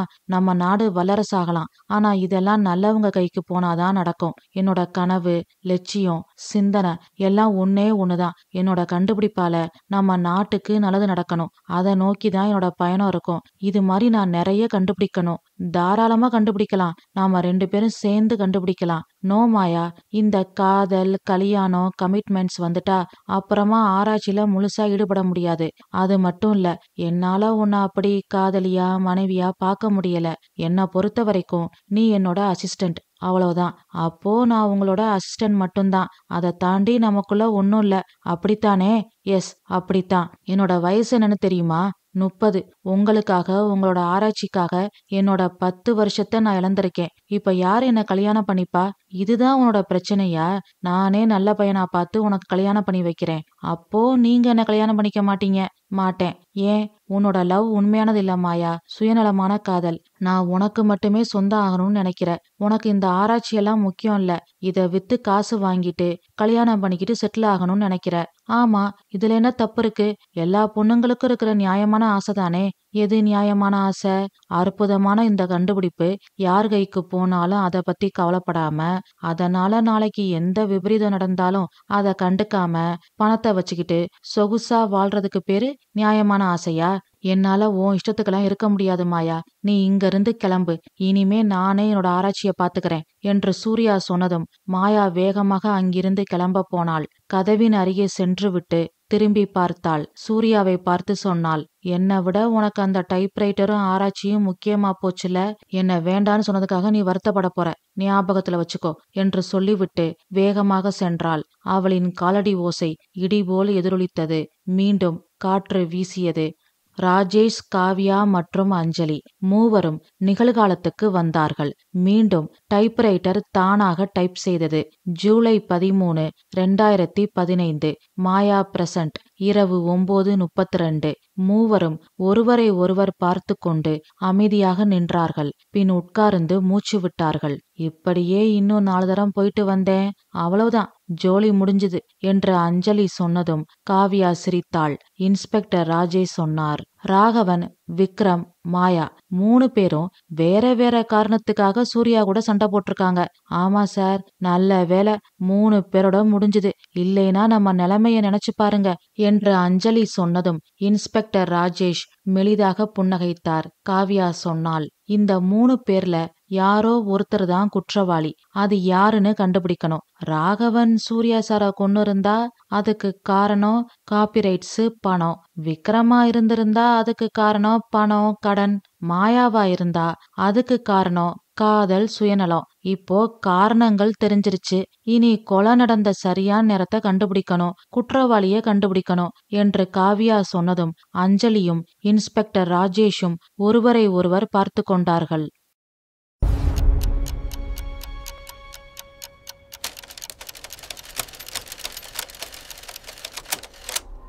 அத்தியாயம் 5. அந்த நூலக அறை நிசப்தமாக இருந்தது. டைப்ரைட்டரிலிருந்து எடுத்த பேப்பர்கள் அனைத்தையும் வரிசையாக மேசை மீது வைத்தாள் Anjali. Raghavan present. July 13, 2015, 8:05 PM. Vikram present. July 13, 2015, 9:02 PM. Maya present. July 13, 2015, 9:32 PM. 3 பேர், 3 நோக்கங்கள். 3 பேரும் சம்பவம் நடப்பதற்கு முதல் நாள் சூர்யாவை சந்தித்திருந்தார்கள். ஆனால் அவர்களில் யார் சூர்யாவை கொன்றது? இந்த கேள்விக்கான பதிலை கண்டுபிடிப்பதில் மூவரும் தீவிர யோசனையில் இருந்தார்கள். சுவற்றில் சாய்ந்து கொண்டு கைகளை கட்டிக்கொண்டு இருந்தார் ராஜேஷ். அஞ்சலி மேசையின் அருகில் நின்று டைப்ரைட்டர் மிஷினிலிருந்து எடுத்த பேப்பர்களை பார்த்து கொண்டு நின்றாள். காவியா நாற்காலியில் உட்கார்ந்திருந்தாள். அஞ்சலி கேட்டாள், சூர்யா சார் கூட சண்டை போட ஒவ்வொருத்தருக்கும் ஒவ்வொரு காரணம் இருந்திருக்கு. ஆனா இதுல யாரு இத செஞ்சிருப்பாங்க என்று அஞ்சலி கேட்டதும் காவியா சொன்னாள், ஒருவேளை ராகவனா இருக்கலாமோ? பிசினஸ் பார்ட்னர்ல ஒரு ஆள் இல்லைனா அது இன்னொரு ஆளுக்கு தானே ஃபேவரு. சூர்யா சார் இல்லைனா எல்லா உரிமையும் ராகவனுக்கு தானே. கரெக்ட் காவியா. ஆனா விக்ரமா இருந்தா அண்ணன் இல்லைனா சொத்து முழுக்க தம்பிக்கு தானே. அது மட்டும் இல்ல, மாயாவா கூட இருக்கலாம். காதல் தோல்வியால கூட செஞ்சிருக்கலாம் என்று அஞ்சலி சொன்னதும் இன்ஸ்பெக்டர் ராஜேஷ் சொன்னார், இதே மாதிரிதான் நாங்க அன்னைக்கு கன்ஃபியூஸ் ஆனோம். சரி, போஸ்ட்மார்ட்டம் ரிப்போர்ட் வச்சு கண்டுபிடிக்கலாம்னு முயற்சி பண்ணோம். ஆனா போஸ்ட்மார்ட்டம் ரிப்போர்ட்ல 9:45 மணிக்கு சூர்யா இறந்துட்டாருன்னு இருக்கு. ஆனா 10:10க்கு சூர்யா தோட்டத்துல வாக்கிங் போன சிசிடிவி ஃபுட்டேஜ் இருக்கு. அதனால நாங்க ரொம்ப கன்ஃபியூஸ் ஆயிட்டோம் என்று இன்ஸ்பெக்டர் ராஜேஷ் சொன்னதும் காவியா தீவிரமாக சிந்தித்தாள். பின் சொன்னாள், அப்போ இங்க ஏதோ நடந்திருக்கு. உண்மையான குற்றவாளி மாட்டிக்க கூடாதுன்னு யாரோ என்னவோ பண்ணிருக்காங்க. இத நாம கெஸ் பண்ணி டைம் வேஸ்ட் பண்றதை விட டைப்ரைட்டர் கிட்ட கேக்குறது பெட்டர். போஸ்ட்மார்ட்டம் ரிப்போர்ட்ல 9:45 மணிக்கு சூர்யா இறந்துட்டார்னு இருக்கு. அதனால ஜூலை 14, 2015 இரவு 9:45 மணின்னு டைப் பண்ணுவோம். என்ன நடக்குதுன்னு பார்க்கலாம் என்று சொல்லிவிட்டு ஒரு புதிய ஒயிட் பேப்பரை எடுத்து டைப்ரைட்டர் மிஷினில் சொருகினாள். பின் ஜூலை 14, 2015 இரவு 9:45 மணி என்று டைப் செய்தாள். டைப்ரைட்டர் சத்தமிட்டது. விளக்குகள் மின்னியது. காற்று முன்பை விட பலமாக வீசியது. காற்றின் வேகத்தில் அவர்கள் மூவரும் மீண்டும் கடந்த காலத்திற்குள் இழுத்து செல்லப்பட்டனர். அதே நூலகம் முன்பை விட பிரகாசமாக இருந்தது. டாக்டர் சூர்யா அவரின் மேசையில் உட்கார்ந்து ஆராய்ச்சி பற்றி அவர் எழுதிய குறிப்புகளை பார்த்து கொண்டிருந்தார். வழக்கத்தை விட பதட்டமாக இருந்தார். பின் ஒரு கிளாஸ் தண்ணீரை எடுத்து குடித்தார். அவரின் கைகள் நடுங்கியது தெளிவாக தெரிந்தது. அஞ்சலி மெதுவாக சொன்னாள், அவர் உயிரோட இருக்காரு. என் கண்ணை என்னாலேயே நம்ப முடியல. போஸ்ட்மார்ட்டம் ரிப்போர்ட்ல சொன்ன டைம் இதுதான். ஆனா டாக்டர் சூர்யா உயிரோட இருக்காரு. அப்பொழுது திடீர் என்று அந்த நூலக அறைக்கு வெளியில் ஒரு நிழல் தெரிந்தது. யாரோ வருவது போல் இருந்தது. இன்ஸ்பெக்டர் ராஜேஷ் மற்றும் அஞ்சலியிடம் கதவின் அருகே பாருங்கள் என்பது போல் காவியா கண்களால் சைகை காட்டினாள். இருவரும் கதவை நோக்கி திரும்பினார்கள். கதவின் கைப்பிடி லேசாக திரும்பியது. யாரோ கதவை திறக்கப் போனார்கள். ஆனால் கதவு திறப்பதற்குள் மீண்டும் பலத்த காற்று வீசியது. மூவரும் நிகழ்காலத்திற்கு வந்துவிட்டார்கள். ஜூலை 14, 2015 இரவு 9:45 PM சூர்யா உயிருடன் இருக்கிறார் என்று டைப்ரைட்டர் தானாக டைப் செய்தது. அஞ்சலி சொன்னாள், அடச்ச, ஒரு நிமிஷம் இருந்திருந்தா வந்தது யாருன்னு கண்டுபிடிச்சிருக்கலாம். அதுக்குள்ள நம்மளை இங்க கொண்டு வந்து விட்டுருச்சு என்று அஞ்சலி சொன்னதும் ராஜேஷ் டைப்ரைட்டரில் இருந்து அந்த பேப்பரை எடுத்து காவியாவிடம் கொடுத்தார். காவியா மேசையில் இருக்கும் மற்ற பேப்பர்களோடு சேர்த்து இதையும் வைத்து கொண்டாள். பின் ராஜேஷ் சொன்னார், 9:45 மணிக்கு அவர் உயிரோட இருந்திருக்காரு. ஆனா போஸ்ட்மார்ட்டம் ரிப்போர்ட்ல அவர் 9:45 மணிக்கு இறந்துட்டதா இருக்கு. இது எப்படி சாத்தியம் என்று இன்ஸ்பெக்டர் ராஜேஷ் கேட்டதும் காவியா சொன்னாள், யாரோ எல்லா ஆதாரங்களையும் மாத்திருக்காங்க, போஸ்ட்மார்ட்டம் ரிப்போர்ட் உட்பட என்று காவியா சொன்னதும் ராஜேஷிற்கு பேரதிர்ச்சியாக இருந்தது. காவியா மேலும் சொன்னாள், ஓகே, இப்போ சிசிடிவி ஃபுட்டேஜ்ல டாக்டர் சூர்யா ராத்திரி 10:10க்கு தோட்டத்துல வாக்கிங் போனதா காட்டுது. அதனால இப்போ நாம அந்த நேரத்தை டைப் பண்ணி பார்ப்போம் என்று சொல்லிவிட்டு புதிய ஒயிட் பேப்பரை எடுத்து கவனமாக டைப்ரைட்டரில் சொருகினாள். ஜூலை 14, 2015 இரவு 10:10 PM என்று டைப் செய்தாள். இம்முறை டைப்ரைட்டர் எந்திரம் மிகவும் வேகமாக பலமாக சுழன்றது. கிட்டத்தட்ட வெடித்து சிதறி விடுவது போல் சுழன்றது. காற்று சூறாவளியை விட வேகமாக வீசியது. மூவரும் மீண்டும் கடந்த காலத்திற்குள் இழுத்து செல்லப்பட்டனர். ஆனால் இம்முறை மூவரும் நூலகத்திற்குள் இல்லை, வீட்டிற்கு வெளியில் தோட்டத்தில் இருந்தார்கள். மூவரும் ஒருவரை ஒருவர் பார்த்து கொண்டார்கள். அஞ்சலி மெதுவாக சொன்னாள், அப்பாடி, இந்த தடவையாவது லொகேஷனை மாத்துச்சே, எப்ப பார்த்தாலும் நூலகத்துக்குள்ளேயே நம்மள தள்ளிக்கிட்டு இருந்தது என்று அஞ்சலி சொன்னதும் காவியாவிற்கும் இன்ஸ்பெக்டர் ராஜேஷிற்கும் சிரிப்பு வந்தது. இருவரும் மிகவும் கஷ்டப்பட்டு சிரிப்பை அடக்கினார்கள். அப்பொழுது நிலவொளியில் ஒரு உருவம் தெரிந்தது. பார்ப்பதற்கு டாக்டர் சூர்யா போலவே இருந்தது. ஆனால் கூர்ந்து கவனித்தால் அவரின் பாடி லாங்குவேஜ் முழுவதும் மாறியிருந்தது. அவரின் நடை பாவனை எல்லாம் கொஞ்சம் வித்தியாசமாக இருந்தது. ஒரு ஆணின் தோற்றமோ நடையோ இப்படி இருக்காது என்று உறுதியாக சொல்லலாம். அப்படி இருந்தது அந்த நிழல் உருவத்தின் நடை. முகத்தை நிமிர்த்தவே இல்லை. குனிந்த தலையோடு அந்த உருவம் நடந்து சென்றது. சூர்யா 10:10க்கு தோட்டத்துல நடந்து போறாரு. அப்போ அந்த நேரத்திலேயும் அவர் இறந்து போகல, உயிரோட தான் இருந்திருக்காரு என்று இன்ஸ்பெக்டர் ராஜேஷ் மெதுவாக சொன்னார். பயத்தில் அவருக்கு மேல்மூச்சு கீழ்மூச்சு வாங்கியது. அஞ்சலி மெதுவாக கேட்டாள், சார், டாக்டர் சூர்யா இப்படியா நடப்பாரு? இத பார்த்தா ஆண் நட மாதிரி தெரியலையே என்று அஞ்சலி மெதுவாக சொல்லிக் கொண்டிருக்கும் பொழுதே அந்த உருவம் மெதுவாக சற்று திரும்பியது.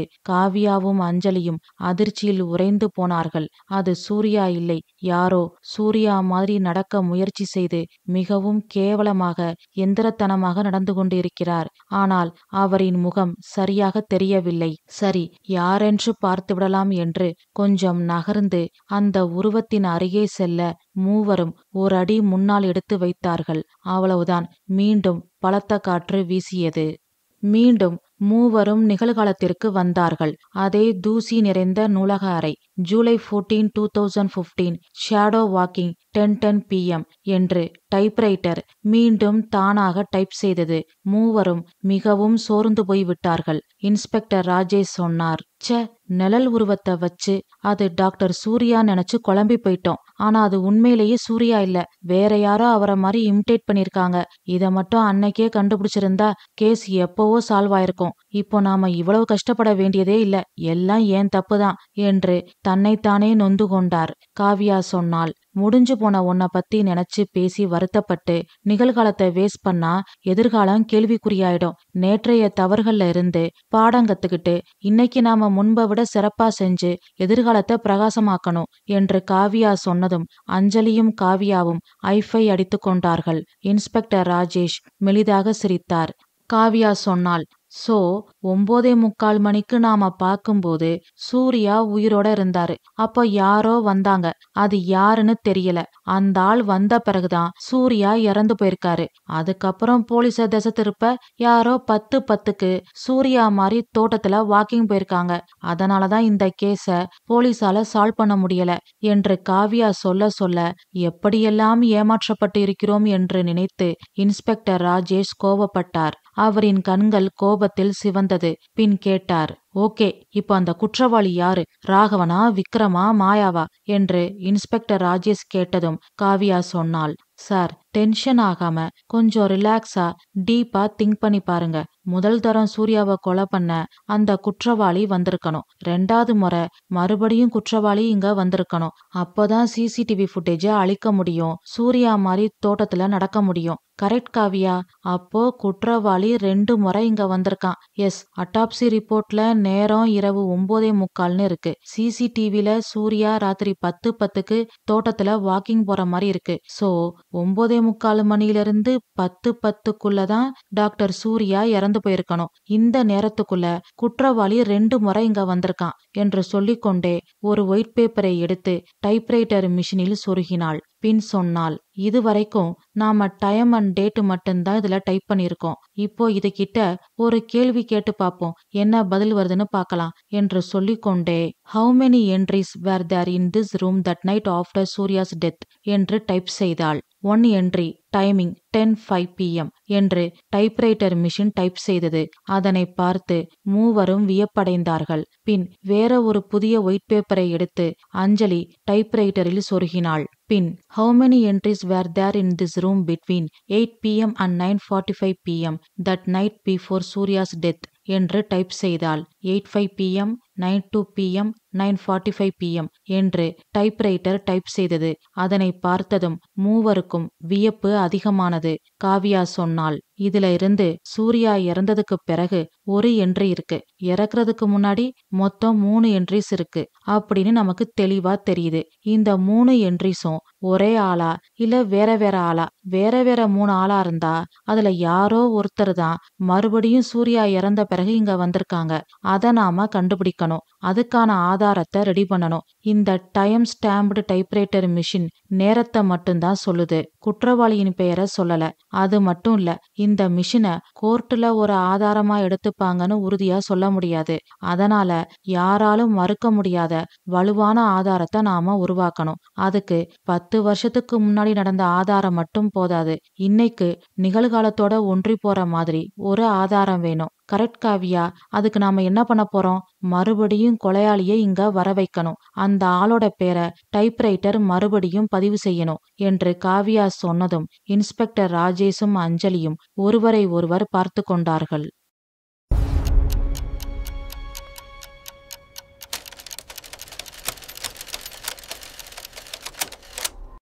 அத்தியாயம் 6. காவியா, நீ என்ன சொல்ற?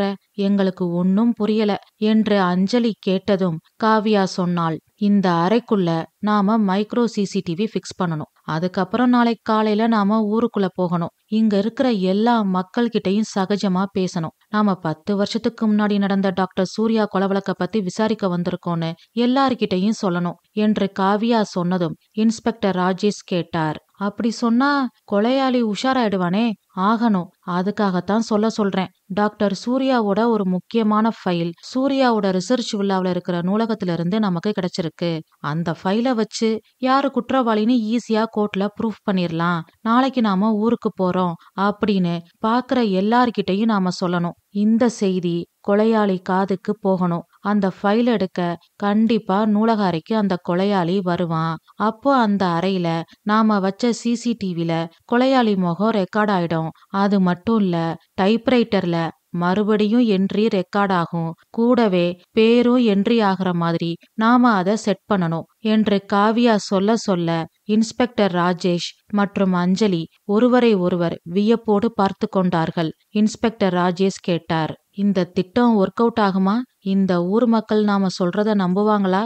நம்புற மாதிரி சொல்லணும். கண்டிப்பா நம்ம திட்டம் ஒர்க் அவுட் ஆகும் சார் என்று காவியா சொன்னதும் அஞ்சலி எழுந்தாள். அவர்கள் கொண்டு வந்த பையிலிருந்து மைக்ரோ சிசிடிவியை எடுத்து அந்த அறையில் சட்டென்று யார் கண்ணுக்கும் தெரியாத வகையில் ஃபிக்ஸ் செய்தாள். பின் ஒரு எம்டி ஃபைலை எடுத்து மேசை மீது வைத்தாள். அதில் doctor Surya secret file and personal notes என்று எழுதினாள். காவியா மற்றும் இன்ஸ்பெக்டர் ராஜேஷை பார்த்து சொன்னாள், எல்லாம் ரெடி. இப்போ நாம இங்கிருந்து கிளம்பலாம். ஏதாவது ரூம் எடுத்து தங்கலாம். ஃப்ரெஷ் ஆயிட்டு சாப்பிடலாம். நாளைக்கு காலையில ஊர் மக்களை பார்த்து பேசலாம் என்று அஞ்சலி சொன்னதும் காவியா சொன்னாள், அதுக்கு முன்னாடி நாளைக்கு காலையில இங்க வரணும். ஒரு ஒயிட் பேப்பரை எடுத்து அந்த டைப்ரைட்டர் மிஷின்ல வச்சு இந்த அறையில் வருபவர்களின் பெயர் மற்றும் அவர்கள் வந்த நேரத்தை பதிவு செய்யவும் அப்படின்னு டைப் பண்ணி வச்சுட்டு நாம இங்கிருந்து கிளம்பி ஊர் மக்களை சந்திக்க போகணும். அதுக்கப்புறம் நாம தங்கியிருக்கிற ரூமுக்கு போகணும். அங்கிருந்து இங்க ஃபிக்ஸ் பண்ணிருக்கிற சிசிடிவி ஃபுட்டேஜ நம்ம லேப்டாப் வழியா பார்க்கணும் என்று காவியா சொன்னதும் இன்ஸ்பெக்டர் ராஜேஷ் மற்றும் அஞ்சலி சரி என்று தலையாட்டினார்கள். அவர்களின் உடைமைகளை எடுத்துக்கொண்டு அங்கிருந்து கிளம்பினார்கள். மூவரும் ஜீப்பில் ஏறினார்கள். ராஜேஷ் ஓட்டினார். காவியாவும் அஞ்சலியும் பின் சீட்டில் உட்கார்ந்திருந்தார்கள். அந்த வீட்டை விட்டு கொஞ்ச தூரம் வந்திருப்பார்கள். அஞ்சலி கேட்டாள், சார், இங்க நல்ல ஹோட்டல் எங்க இருக்கு என்று அஞ்சலி கேட்டதும் காவியா சொன்னாள், அதானே பார்த்தேன், இன்னும் சாப்பாட்டை பத்தி பேசலையேன்னு. ஹலோ மேடம், எவ்வளவு பசிக்குது தெரியுமா? சும்மாவே டயர்டா இருக்கும். இதுல பாஸ்டுக்கும் பிரசன்ட்டுக்கும் டிராவல் பண்ணி ரொம்ப டயர்டா இருக்கேன் என்று அஞ்சலி சொன்னதும் இன்ஸ்பெக்டர் ராஜேஷ் கேட்டார், ஏன் மேடம், உங்களுக்கு உடம்பு ஏதாவது சரியில்லையா? அதை ஏன் சார் கேக்குறீங்க? நின்னா கால் வலிக்குது, உட்கார்ந்தா இடுப்பு வலிக்குது, படுத்தா தூக்கம் வரல, என்ன டிசைனே தெரியல சார் என்று அஞ்சலி சொன்னதும் இன்ஸ்பெக்டர் ராஜேஷ் வாய் விட்டு சிரித்தார். காவியா சொன்னாள், இவ எப்பவுமே இப்படித்தான் சார், நீங்க கண்டுக்காதீங்க. இல்ல மேடம், அஞ்சலி மேடம் மாதிரி ஒரு ஆள் கூட இருக்கணும், அப்பதான் லைஃப் ஜாலியா இருக்கும், இல்லைனா எப்பவுமே சீரியஸா டென்ஷனா இருக்கும் என்று இன்ஸ்பெக்டர் ராஜேஷ் சொன்னதும் அஞ்சலி காவியாவை பார்த்து புருவத்தை உயர்த்தி, பாத்தியா என்று பெருமையாக கேட்டாள். காவியா மென்மையாக சிரித்தாள். பின் மூவரும் அங்கிருக்கும் பிரபல ஹோட்டலுக்கு சென்றார்கள். 2 ரூம் எடுத்தார்கள். ஒன்றில் காவியா மற்றும் அஞ்சலி தங்கினார்கள், மற்றொன்றில் இன்ஸ்பெக்டர் ராஜேஷ் தங்கினார். அதே ஹோட்டலில் கீழே ரெஸ்டாரண்ட் இருந்தது. அங்கேயே சாப்பிட்டுவிட்டு ரூமிற்கு சென்று படுத்து உறங்கிவிட்டார்கள். மறுநாள் காலை மூவரும் கிளம்பி டாக்டர் சூர்யா ரிசர்ச் விழாவிற்கு வந்தார்கள். நூலக அறைக்கு சென்றார்கள். ஒரு புதிய வெள்ளை பேப்பரை எடுத்து டைப்ரைட்டர் மிஷினில் சொருகினாள் Kavya. Record the names of those who come to this room and the time they arrive என்று டைப் செய்தாள். பின் மூவரும் அங்கிருந்து கிளம்பினார்கள். ஊருக்குள் சென்றார்கள். காவியாவின் திட்டப்படி எல்லோருடனும் சகஜமாக பேசினார்கள். காவியா சொல்லிக் கொடுத்தபடி எல்லோரிடமும் சொன்னார்கள். பின் அவர்களின் அறைக்கு வந்தார்கள். மூவரும் காவியா அஞ்சலி அறையில் இருந்தார்கள். லேப்டாப் ஆன் செய்து நூலக அறையின் சிசிடிவி காட்சிகளை பார்க்க ஆரம்பித்தார்கள். நேரம் மாலை 5 மணி. அந்த நூலக அறையின் கதவு திறக்கும் சத்தம் கேட்டது. மூவரும் கவனமாக பார்த்தார்கள். யாரோ உள்ளே வருவது தெரிந்தது. அவர்களின் நிழல் பெரிதாக அந்த அறையின் தரையில் எதிரொலித்தது. காலடி சத்தம் மெதுவாக கேட்க ஆரம்பித்தது. நேரம் ஆக ஆக சத்தமாக கேட்க ஆரம்பித்தது. உள்ளே மேசையின் அருகே அந்த உருவம் வந்தது. ஃபைலை எடுத்துக்கொண்டு திரும்பியது. அந்த உருவத்தை பார்த்ததும் மூவரும் அதிர்ச்சியடைந்தார்கள். அந்த ஃபைலை எடுத்துக்கொண்டு அந்த உருவம் அங்கிருந்து சென்றது. டைப்ரைட்டர் டைப் செய்ய ஆரம்பித்தது. செப்டம்பர் 3, 2025 5 PM மாயா என்ட்ரி என்று டைப்ரைட்டர் டைப் செய்தது. ஆம், வந்தது மாயாதான். மாயாவை சிசிடிவி ஃபுட்டேஜில் பார்த்ததும் மூவருக்கும் பேரதிர்ச்சியாக இருந்தது. பின் மூவரும் வேகமாக டாக்டர் சூர்யாவின் ரிசர்ச் விழாவிற்கு சென்றார்கள். சிசிடிவி, டைப்ரைட்டர் மிஷினில் இருந்த பேப்பர் அனைத்தையும் எடுத்துக்கொண்டார்கள். பின் சென்னைக்கு வந்தார்கள். 10 ஆண்டுகளுக்கு முன்பு நடந்த சயின்டிஸ்ட் டாக்டர் சூர்யாவின் கொலை வழக்கை மீண்டும் சென்னை உயர்நீதிமன்றத்தில் காவியாவும் அஞ்சலியும் ரீஓபன் செய்தார்கள். கிடைத்த ஆதாரங்களின் அடிப்படையில் இன்ஸ்பெக்டர் ராஜேஷ் தலைமையில் பெண் காவலர்கள் உட்பட 6 காவலாளிகள் கொண்ட ஒரு சிறப்பு குழு காரைக்குடிக்கு சென்று மாயாவை கைது செய்தார்கள். கஸ்டடியில் எடுத்து விசாரிக்க ஆரம்பித்தார்கள்.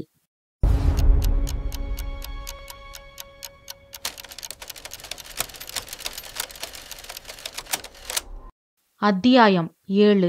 மீண்டும் சயின்டிஸ்ட் டாக்டர் சூர்யாவின் கொலை வழக்கு விசாரணைக்கு வருகிறது. தமிழ்நாடு காவல்துறை சார்பாக பிரபல இளம் பெண் வழக்கறிஞர்கள் காவியா மற்றும் அஞ்சலி ஆகியோர் சிறப்பு வழக்கறிஞர்களாக ஆஜராக போகிறார்கள். இம்முறையாவது டாக்டர் சூர்யாவின் மரணத்திற்கு காரணமான குற்றவாளி கைது செய்யப்படுவாரா? காலம்தான் பதில் சொல்ல வேண்டும் என்று பிரபல டிவி தொகுப்பாளனி ஒருவர் கோர்ட்டு வாசலில் கேமரா முன்பு கையில் மைக்குடன் பேசிக்கொண்டிருந்தார். 10 ஆண்டுகளுக்கு பிறகு மீண்டும் ரீஓபன் செய்யப்பட்ட வழக்கு. அதனால் வழக்கத்தை விட நீதிமன்றத்தில் கூட்டம் அதிகமாக இருந்தது. டாக்டர் சூர்யாவின் நண்பர்கள், தெரிந்தவர்கள், அவரிடம் வேலை பார்த்த பழைய ஊழியர்கள் என்று அனைவரும் நீதிமன்ற பெஞ்சுகளை நிரப்பியிருந்தார்கள். மாயா குற்றவாளி கூண்டில் நின்றாள். அவளுக்காக வாதாடப் போகும் senior defence council advocate S. Gopalakrishnan உட்கார்ந்திருந்தார். புத்திசாலி, அனுபவசாலி, கிராஸ் எக்ஸாமினேஷனில் எப்பேற்பட்ட சாட்சிகளையும் கதிகலங்க வைத்துவிடும் அளவிற்கு புத்திசாலி. மறுபுறம் காவியா மற்றும் அஞ்சலி இன்ஸ்பெக்டர் ராஜேஷோடு உட்கார்ந்திருந்தார்கள். மூத்த நீதிபதி கிருஷ்ணமூர்த்தி வந்தார். எல்லோரும் எழுந்து நின்று மரியாதை செலுத்தினர். பின் நீதிபதி இருக்கையில் அவர் அமர்ந்ததும் எல்லோரும் உட்கார்ந்தார்கள். நீதிபதி கிருஷ்ணமூர்த்தி பேச ஆரம்பித்தார். This court is reopening the case of Dr. Surya's death, July 14, 2015. The charge murder. The accused Maya. Present your arguments என்று நீதிபதி சொன்னதும் மாயாவின் வழக்கறிஞர் அட்வொகேட் எஸ். கோபாலகிருஷ்ணன் எழுந்து வாதாட ஆரம்பித்தார். மைலார்ட், 10 ஆண்டுகளுக்கு முன்பு போதுமான ஆதாரங்கள் இல்லாமல் மூடப்பட்ட ஒரு வழக்கு இது. இத்தனை ஆண்டுகளுக்கு பிறகு எனது கிளைண்டை இந்த வழக்கில் மீண்டும் இழுப்பது அபத்தமானது. எனது கிளைண்ட் இன்னோசென்ட். எந்த ஆதாரமும் சாட்சியும் இல்லாமல் வெறும் அனுமானங்களை மட்டும் கொண்டு எனது கிளைண்டை குற்றவாளி என்று கருதி சொல்லி காவல்துறை கைது செய்துள்ளது. இது நியாயமற்ற செயல் மைலார்ட் என்று வாதாடிவிட்டு எப்படியும் ஜெயித்து விடுவோம் என்ற நம்பிக்கையில் தைரியமாக உட்கார்ந்தார் அட்வொகேட் எஸ். கோபாலகிருஷ்ணன். காவ்யா எழுந்தாள். அவள் கையில் ஒரு ஃபைல் இருந்தது. வாதாட ஆரம்பித்தாள். மைலார்ட், உண்மைக்கு என்றுமே அழிவில்லை. சில நேரங்களில் கட்டுக்கடங்கான பொய்களுக்கு பின்னால் உண்மை மறைந்திருக்கும். சரியான கேள்வி கேட்கும் பொழுது நீரில் அமுக்கிய பந்து எப்படி பீறிட்டு வருமோ அதுபோல் உண்மை வெளியில் வரும். நாங்கள் இந்த வழக்கை அனுமானங்களை மட்டும் அடிப்படையாக கொண்டு ரீஓபன் செய்யவில்லை. சயின்டிஸ்ட் டாக்டர் சூர்யா விட்டு சென்ற சில முக்கிய பதிவுகளை ஆதாரமாக கொண்டு இந்த வழக்கை ரீஓபன் செய்து இருக்கிறோம். அதற்கான ஆதாரங்களை இங்கே சமர்ப்பிக்கிறேன் என்று சொல்லி அந்த ஃபைலை நீதிமன்றத்தில் சமர்ப்பித்தாள் காவ்யா. நீதிபதி கிருஷ்ணமூர்த்தி அதனை படித்துவிட்டு புரோசீட் என்றார். அஞ்சலி எழுந்தாள். மைலார்ட், டாக்டர் சூர்யா ஒரு விஞ்ஞானி. இது நமக்கு தெரிந்த ஒன்று. அவர் கண்டுபிடிப்புகளில் மிகவும் முக்கியமானது டைம் ஸ்டாம்ப்டு டைப்ரைட்டர். இதில் நாம் ஒரு தேதியில் ஒரு நேரத்தை பதிவிட்டால் நாம் அந்த தேதிக்கு அந்த நேரத்தில் செல்வோம். Time travel machine. அந்த மிஷின் உதவியுடன் தான் நாங்கள் உண்மையான குற்றவாளியை கண்டுபிடித்தோம் என்று நடந்த அனைத்தையும் சொல்லி டைப்ரைட்டரிலிருந்து எடுத்த பேப்பர்கள் அனைத்தையும் நீதிமன்றத்தில் சமர்ப்பித்தாள் அஞ்சலி. மாயாவின் defence lawyer advocate S. Gopalakrishnan சிரிக்க ஆரம்பித்தார். பின் எழுந்து சொன்னார். மைலார்ட், இத்தனை நாள் வரை காவ்யா அஞ்சலி சிறந்த வக்கீல்கள் என்றுதான் நினைத்திருந்தேன். ஆனால் சிறந்த கதை ஆசிரியர்கள் என்று இப்பொழுதுதான் தெரிந்தது. நல்ல அதீத கற்பனை, கற்பனைக்கும் எட்டாத கதை என்று அட்வொகேட் எஸ். கோபாலகிருஷ்ணன் சொன்னதும் காவ்யா எழுந்தாள். மைலார்ட், மனிதர்கள் பொய் சொல்லலாம், ஆனால் எந்திரம் பொய் சொல்லாது. நாம் அதற்கு என்ன செட்டிங்ஸ் கொடுக்கிறோமோ அதுபடிதான் அது செயல்படும். எந்திரத்தை விலை கொடுத்து வாங்க முடியாது, பயமுறுத்தி தனக்கு சாதகமாக செயல்பட வைக்க முடியாது என்று அந்த நூலக அறையில் நடந்த அனைத்தையும் சொல்லி முடித்தாள். Advocate S. கோபாலகிருஷ்ணன் மீண்டும் சிரிக்க ஆரம்பித்தார். அப்படியென்றால் காவ்யா, அஞ்சலி, இன்ஸ்பெக்டர் ராஜேஷ் 3 பேரும் கடந்த காலத்திற்கும் நிகழ்காலத்திற்கும் அடிக்கடி டிராவல் செய்துவிட்டு வந்திருக்கிறார்கள். நம்மை பார்த்தால் இவர்களுக்கு எப்படி இருக்கிறது என்று தெரியவில்லை. இவர்களின் கற்பனை கதையை கேட்க இங்கு யாருக்கும் நேரமில்லை. மைலார்ட், நீதிமன்றத்தின் பொன்னான நேரத்தை வீணடித்துக் கொண்டிருக்கிறார்கள். தயவு செய்து இந்த வழக்கை ஆதாரமற்ற வழக்கு என்று கருதி தள்ளுபடி செய்யுமாறு தாழ்மையுடன் கேட்டுக்கொள்கிறேன். மேலும் காவ்யா, அஞ்சலி மிகவும் பாவம். ஏதோ கதை எழுதும் ஆர்வத்தில் இப்படி செய்து விட்டார்கள். அவர்களை இந்த நீதிமன்றம் மன்னிக்கும்படி மிகவும் தாழ்மையுடன் கேட்டுக்கொள்கிறேன் என்று சொல்லிவிட்டு அட்வொகேட் எஸ். கோபாலகிருஷ்ணன் அவர் இருக்கையில் அமர்ந்தார். காவ்யா சிறு புன்னகையுடன் எழுந்தாள். எங்களுக்காக நீதிமன்றத்தில் பரிந்து பேசிய திரு அட்வொகேட் எஸ். கோபாலகிருஷ்ணன் அவர்களுக்கு எங்கள் மனமார்ந்த நன்றி. ஆனால் மாயாதான் குற்றவாளி என்பதற்கு வலுவான சாட்சிகள் எங்களிடம் உள்ளது என்று சொல்லி மைக்ரோ சிசிடிவி ஃபுட்டேஜை நீதிமன்றத்தில் சமர்ப்பித்தாள் காவ்யா. பின் சொன்னாள். மைலார்ட், உண்மையான குற்றவாளியை கண்டுபிடிப்பதற்காக நாங்கள் ஒரு திட்டம் தீட்டினோம். இறந்து போன டாக்டர் சூர்யாவின் சீக்ரெட் ஃபைல் எங்களுக்கு கிடைத்திருக்கிறது. அதன் மூலம் குற்றவாளியை நாங்கள் கைது செய்து விடுவோம் என்று ஒரு பொய்யான தகவலை ஊருக்குள் பரப்பிவிட்டோம். அந்த செய்தி மாயா காதிற்கு சென்றது. அன்று மாலை யாருக்கும் தெரியாமல் சூர்யாவின் ரிசர்ச் விழாவிற்கு வந்து அவரின் நூலக அறைக்குள் நாங்கள் வைத்திருந்த எம்டி ஃபைலை எடுத்துக்கொண்டு மாயா சென்றாள். அந்த காட்சிதான் சிசிடிவியில் பதிவாகியிருக்கிறது என்று காவ்யா சொல்லி முடித்ததும் மாயா வீட்டிலிருந்து காவல்துறை கைப்பற்றிய அந்த எம்டி ஃபைலை அஞ்சலி நீதிமன்றத்தில் சமர்ப்பித்தாள். Advocate S. கோபாலகிருஷ்ணன் மாயாவை பார்த்தார். இதை ஏன் என்னிடம் சொல்லவில்லை என்பது போல் அவளை முறைத்தார். பின் அஞ்சலி அவளின் வாதத்தை ஆரம்பித்தாள். போஸ்ட்மார்ட்டம் செய்த மருத்துவர் டாக்டர் ஜானை விசாரிக்க விரும்புகிறேன். அதற்கு நீதிமன்றத்தின் அனுமதி வேண்டும் மைலார்ட். பெர்மிஷன் கிராண்டட் என்று நீதிபதி சொன்னதும் டாக்டர் ஜான் விட்னஸ் கூண்டில் ஏறினார். அஞ்சலி கேள்விகளை கேட்க ஆரம்பித்தாள்.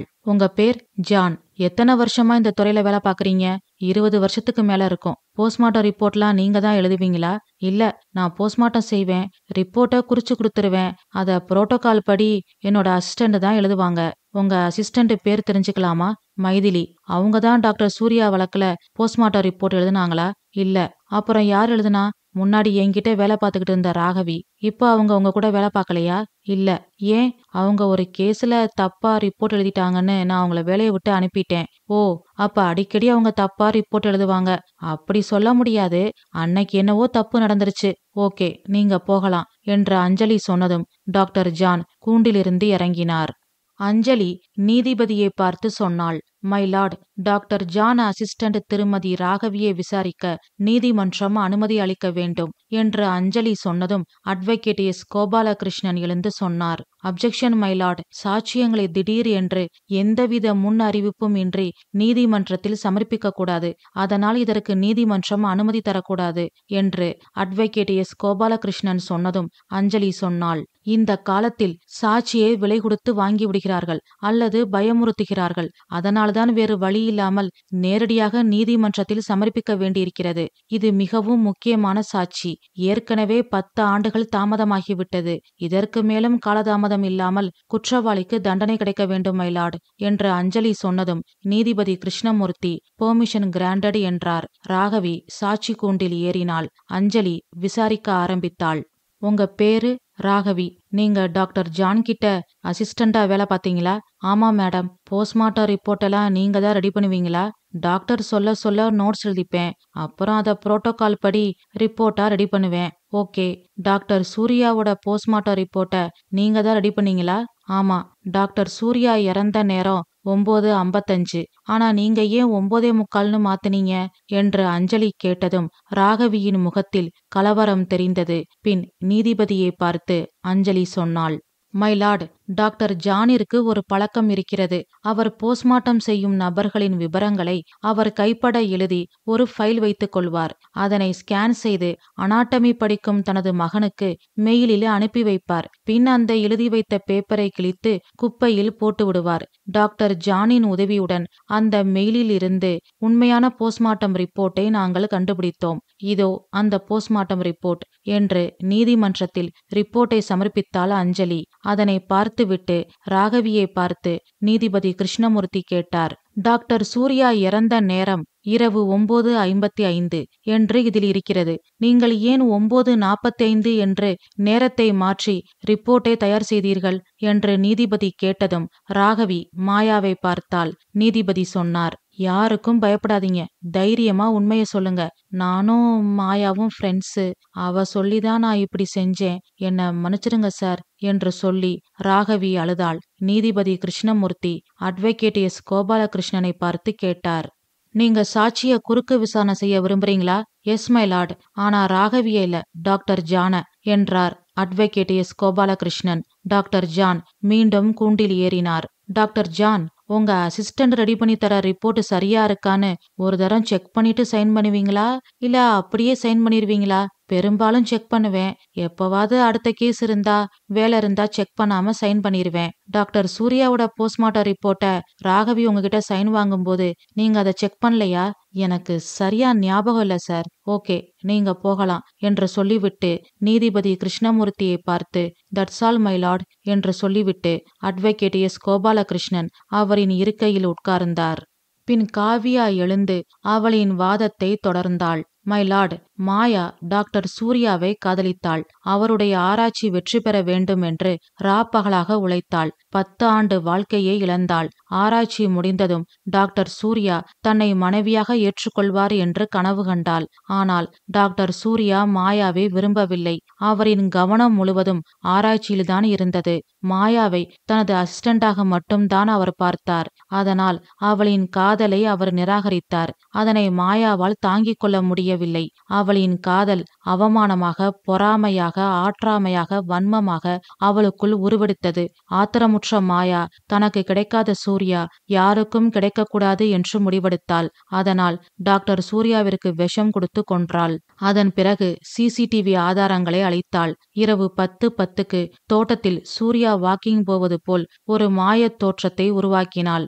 ஆனால் அன்று உண்மையில் தோட்டத்தில் வாக்கிங் சென்றது மாயாதான் என்று காவ்யா சொல்லி முடித்ததும் நீதிபதி மாயாவை பார்த்தார். பின் சொன்னார், இந்த வழக்கின் விசாரணை நாளை தொடரும் என்று சொல்லிவிட்டு எழுந்து சென்றார்.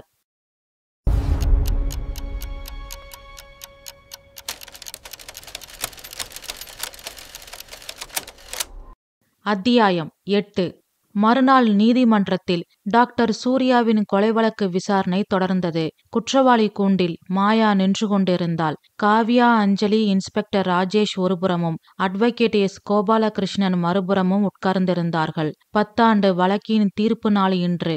அதனால் வழக்கத்தை விட மக்களிடம் எதிர்பார்ப்பு அதிகமாக இருந்தது. நீதிபதி கிருஷ்ணமூர்த்தி மாயாவை பார்த்து சொன்னார், உங்கள் தரப்பு நியாயத்தை நீங்கள் சொல்லலாம் என்றார். மாயா பேச ஆரம்பித்தாள். நான் டாக்டர் சூர்யாவை உயிருக்கு உயிரா நேசிச்சேன். அவர்தான் என் வாழ்க்கை உலகம்னு இருந்தேன். ஆனா அவர் கண்களுக்கு நான் அசிஸ்டண்டா மட்டும்தான் தெரிஞ்சேன். காதலியா தெரியல. என்னால அதை ஏத்துக்க முடியல. அது மட்டும் இல்ல, நான் அவருக்காக 10 வருஷ வாழ்க்கையை இழந்திருக்கேன். நான் மட்டும் அவர் ஆராய்ச்சிக்கு ஹெல்ப் பண்ணாம இருந்திருந்தா இந்நேரம் கல்யாணம் ஆகி குழந்தை குட்டின்னு என் வாழ்க்கை நல்லா இருந்திருக்கும். எனக்குன்னு ஒரு குடும்பம் இருந்திருக்கும். ஆனா அவர் மேல உள்ள காதலால நான் என்னை பத்தி யோசிக்கல. அவரோட கனவை என் கனவா நினைச்சேன். அவரோட ஆசைய என்னோட ஆசையா நினைச்சேன். அவரோட லட்சியம் என் லட்சியமா மாறுச்சு. அதனால 10 வருஷம் ரா பகலா தூங்காம அவரோட ஆராய்ச்சிக்காக வேலை பார்த்தேன். எல்லாம் முடிஞ்சு ஆராய்ச்சி சக்சஸ் ஆனது. அந்த டைம் ஸ்டாம்ப்டு டைப்ரைட்டரை அவரு கண்டுபிடிச்சாரு. இனி கவலை இல்ல, கல்யாணம் பண்ணிக்கிட்டு சந்தோஷமா இருக்கலாம்னு இருந்தேன். ஆனா ஓ மேல எனக்கு காதல் இல்ல, ஆராய்ச்சி தான் முக்கியம்னு என்னை தூக்கி எறிஞ்சிட்டாரு. என்னால அதை ஏத்துக்க முடியல. நான் என்ன தப்பா ஆசைப்பட்டுட்டேன்? ஊரு உலகத்துல இருக்கிற பொண்ணுங்க மாதிரி எனக்கும் கல்யாணம் ஆகணும், கணவன் குழந்தைங்கன்னு ஒரு குடும்பமா வாழணும்னு ஆசைப்பட்டேன். இது ஒரு தப்பா? இந்த நியாயமான ஆசை கூட நிறைவேறாதுன்னு தெரிஞ்சதும் என்னால தாங்கிக்க முடியல. எனக்கு கிடைக்காத சூர்யா வேற யாருக்கும் கிடைக்க கூடாது. என்ன வேண்டான்னு சொல்லிட்டு ஆராய்ச்சியில ஈடுபட போறேன்னு சொன்ன சூர்யா தொடர்ந்து ஆராய்ச்சியை செய்யக்கூடாது. அதுக்கு அவரு உயிரோட இருக்கக்கூடாதுன்னு முடிவு பண்ணேன். அதனாலதான் இப்படி பண்ணேன். அதே சமயம் நான் மாட்டிக்க விரும்பல. அதனாலதான் எல்லா ஆதாரங்களையும் மாத்தி வச்சேன். தப்பிச்சிட்டேன். இனி பிரச்சனை இல்லைன்னு நிம்மதியா இருந்தேன். ஆனா சூர்யா கண்டுபிடிச்ச டைப்ரைட்டர் மூலமாவே நான் மாட்டிப்பேன்னு கனவுல கூட நினைக்கல. பாவம் செய்யறவங்க இப்போ தப்பிக்கிற மாதிரி தெரியும். ஆனா காலமும் நேரமும் எல்லாத்தையும் கவனிச்சுக்கிட்டே இருக்கும். நேரம் வரும்போது கருமா அதோட வேலையை ஸ்டார்ட் பண்ணிரும்னு நான் நல்லா புரிஞ்சுக்கிட்டேன் என்று சொல்லி மாயா அழுதாள். நீதிமன்றத்தில் நிசப்தம் நிலவியது. பின் நீதிபதி தீர்ப்பெழுதி வாசிக்க ஆரம்பித்தார். இந்தியன் பீனல் கோடு செக்ஷன் 302வின் கீழ் மாயா குற்றவாளி என நிரூபிக்கப்பட்டுள்ளது. குற்றத்தின் தீவிரத்தையும் டாக்டர் சூர்யாவின் கண்டுபிடிப்பால் பாதுகாக்கப்பட்ட விரிவான ஆதாரங்களையும் கருத்தில் கொண்டு நீதிமன்றம் மாயாவிற்கு ஆயுள் தண்டனையுடன் அபராதமும் விதித்து தீர்ப்பு வழங்குகிறது. மாயாவிற்கு உதவி செய்து போஸ்ட்மார்ட்டம் ரிப்போர்ட்டை மாற்றிய டாக்டர் ஜானின் முன்னாள் உதவியாளர் ராகவி அவர்களுக்கு Indian penal code section 201 and 218 கீழ் 5 வருட சிறை தண்டனையும் அபராதமும் வழங்கி இந்த நீதிமன்றம் தீர்ப்பு வழங்குகிறது என்று நீதிபதி கிருஷ்ணமூர்த்தி தீர்ப்பு வழங்கியதும் இன்ஸ்பெக்டர் ராஜேஷ் முகத்தில் ஒரு நிம்மதியும் தெளிவும் பிறந்தது. பின் எல்லோரும் மெதுமெதுவாக அங்கிருந்து கிளம்பினார்கள். எல்லா ஃபார்மாலிட்டிஸும் முடிந்த பிறகு காவ்யாவும் அஞ்சலியும் வெளியில் வந்தார்கள். இன்ஸ்பெக்டர் ராஜேஷ் அவர்களுக்காக காத்திருந்தார். காவ்யா அஞ்சலி வந்ததும் அவர்களின் கையை பிடித்து கொண்டு சொன்னார், ரொம்ப தேங்க்ஸ். நீங்க மட்டும் இல்லைனா இது சாத்தியமே இல்ல. இந்த உதவியை நான் என்னைக்குமே மறக்க மாட்டேன். 10 வருஷம் கழிச்சு இன்னைக்குத்தான் நான் நிம்மதியா தூங்க போறேன். ரொம்ப தேங்க்ஸ் என்று உணர்ச்சி வசப்பட்டு சொன்னார். காவ்யாவும் அஞ்சலியும் சிறு புன்னகையுடன் அவரை பார்த்து சொன்னார்கள், பரவாயில்ல சார், நீதியை காப்பாத்ததானே நாம இருக்கோம். இதுல என்ன இருக்கு, சந்தோஷமா இருங்க என்றார்கள். பின் அஞ்சலி கேட்டாள், சார் அந்த டைப்ரைட்டர் என்னாச்சு? இன்னைக்கு நம்ம அரசாங்க ஆவண காப்பகத்துல வைக்க போறாங்க. இப்போ நம்ம கமிஷனர் ஆபீஸ்ல தான் இருக்கு. நாங்க ஒரு தரம் அதை பார்க்கலாமா சார்? ஓ கண்டிப்பா, வாங்க போகலாம் என்று இன்ஸ்பெக்டர் ராஜேஷ் சொன்னதும் மூவரும் அவரின் ஜீப்பில் ஏறினார்கள். கமிஷனர் ஆபீஸ் நோக்கி ஜீப் புறப்பட்டது. மூவரும் பேசி சிரித்து கொண்டே வந்தார்கள். சிறிது நேரத்தில் ஜீப் கமிஷனர் ஆபீஸ் முன்பு நின்றது.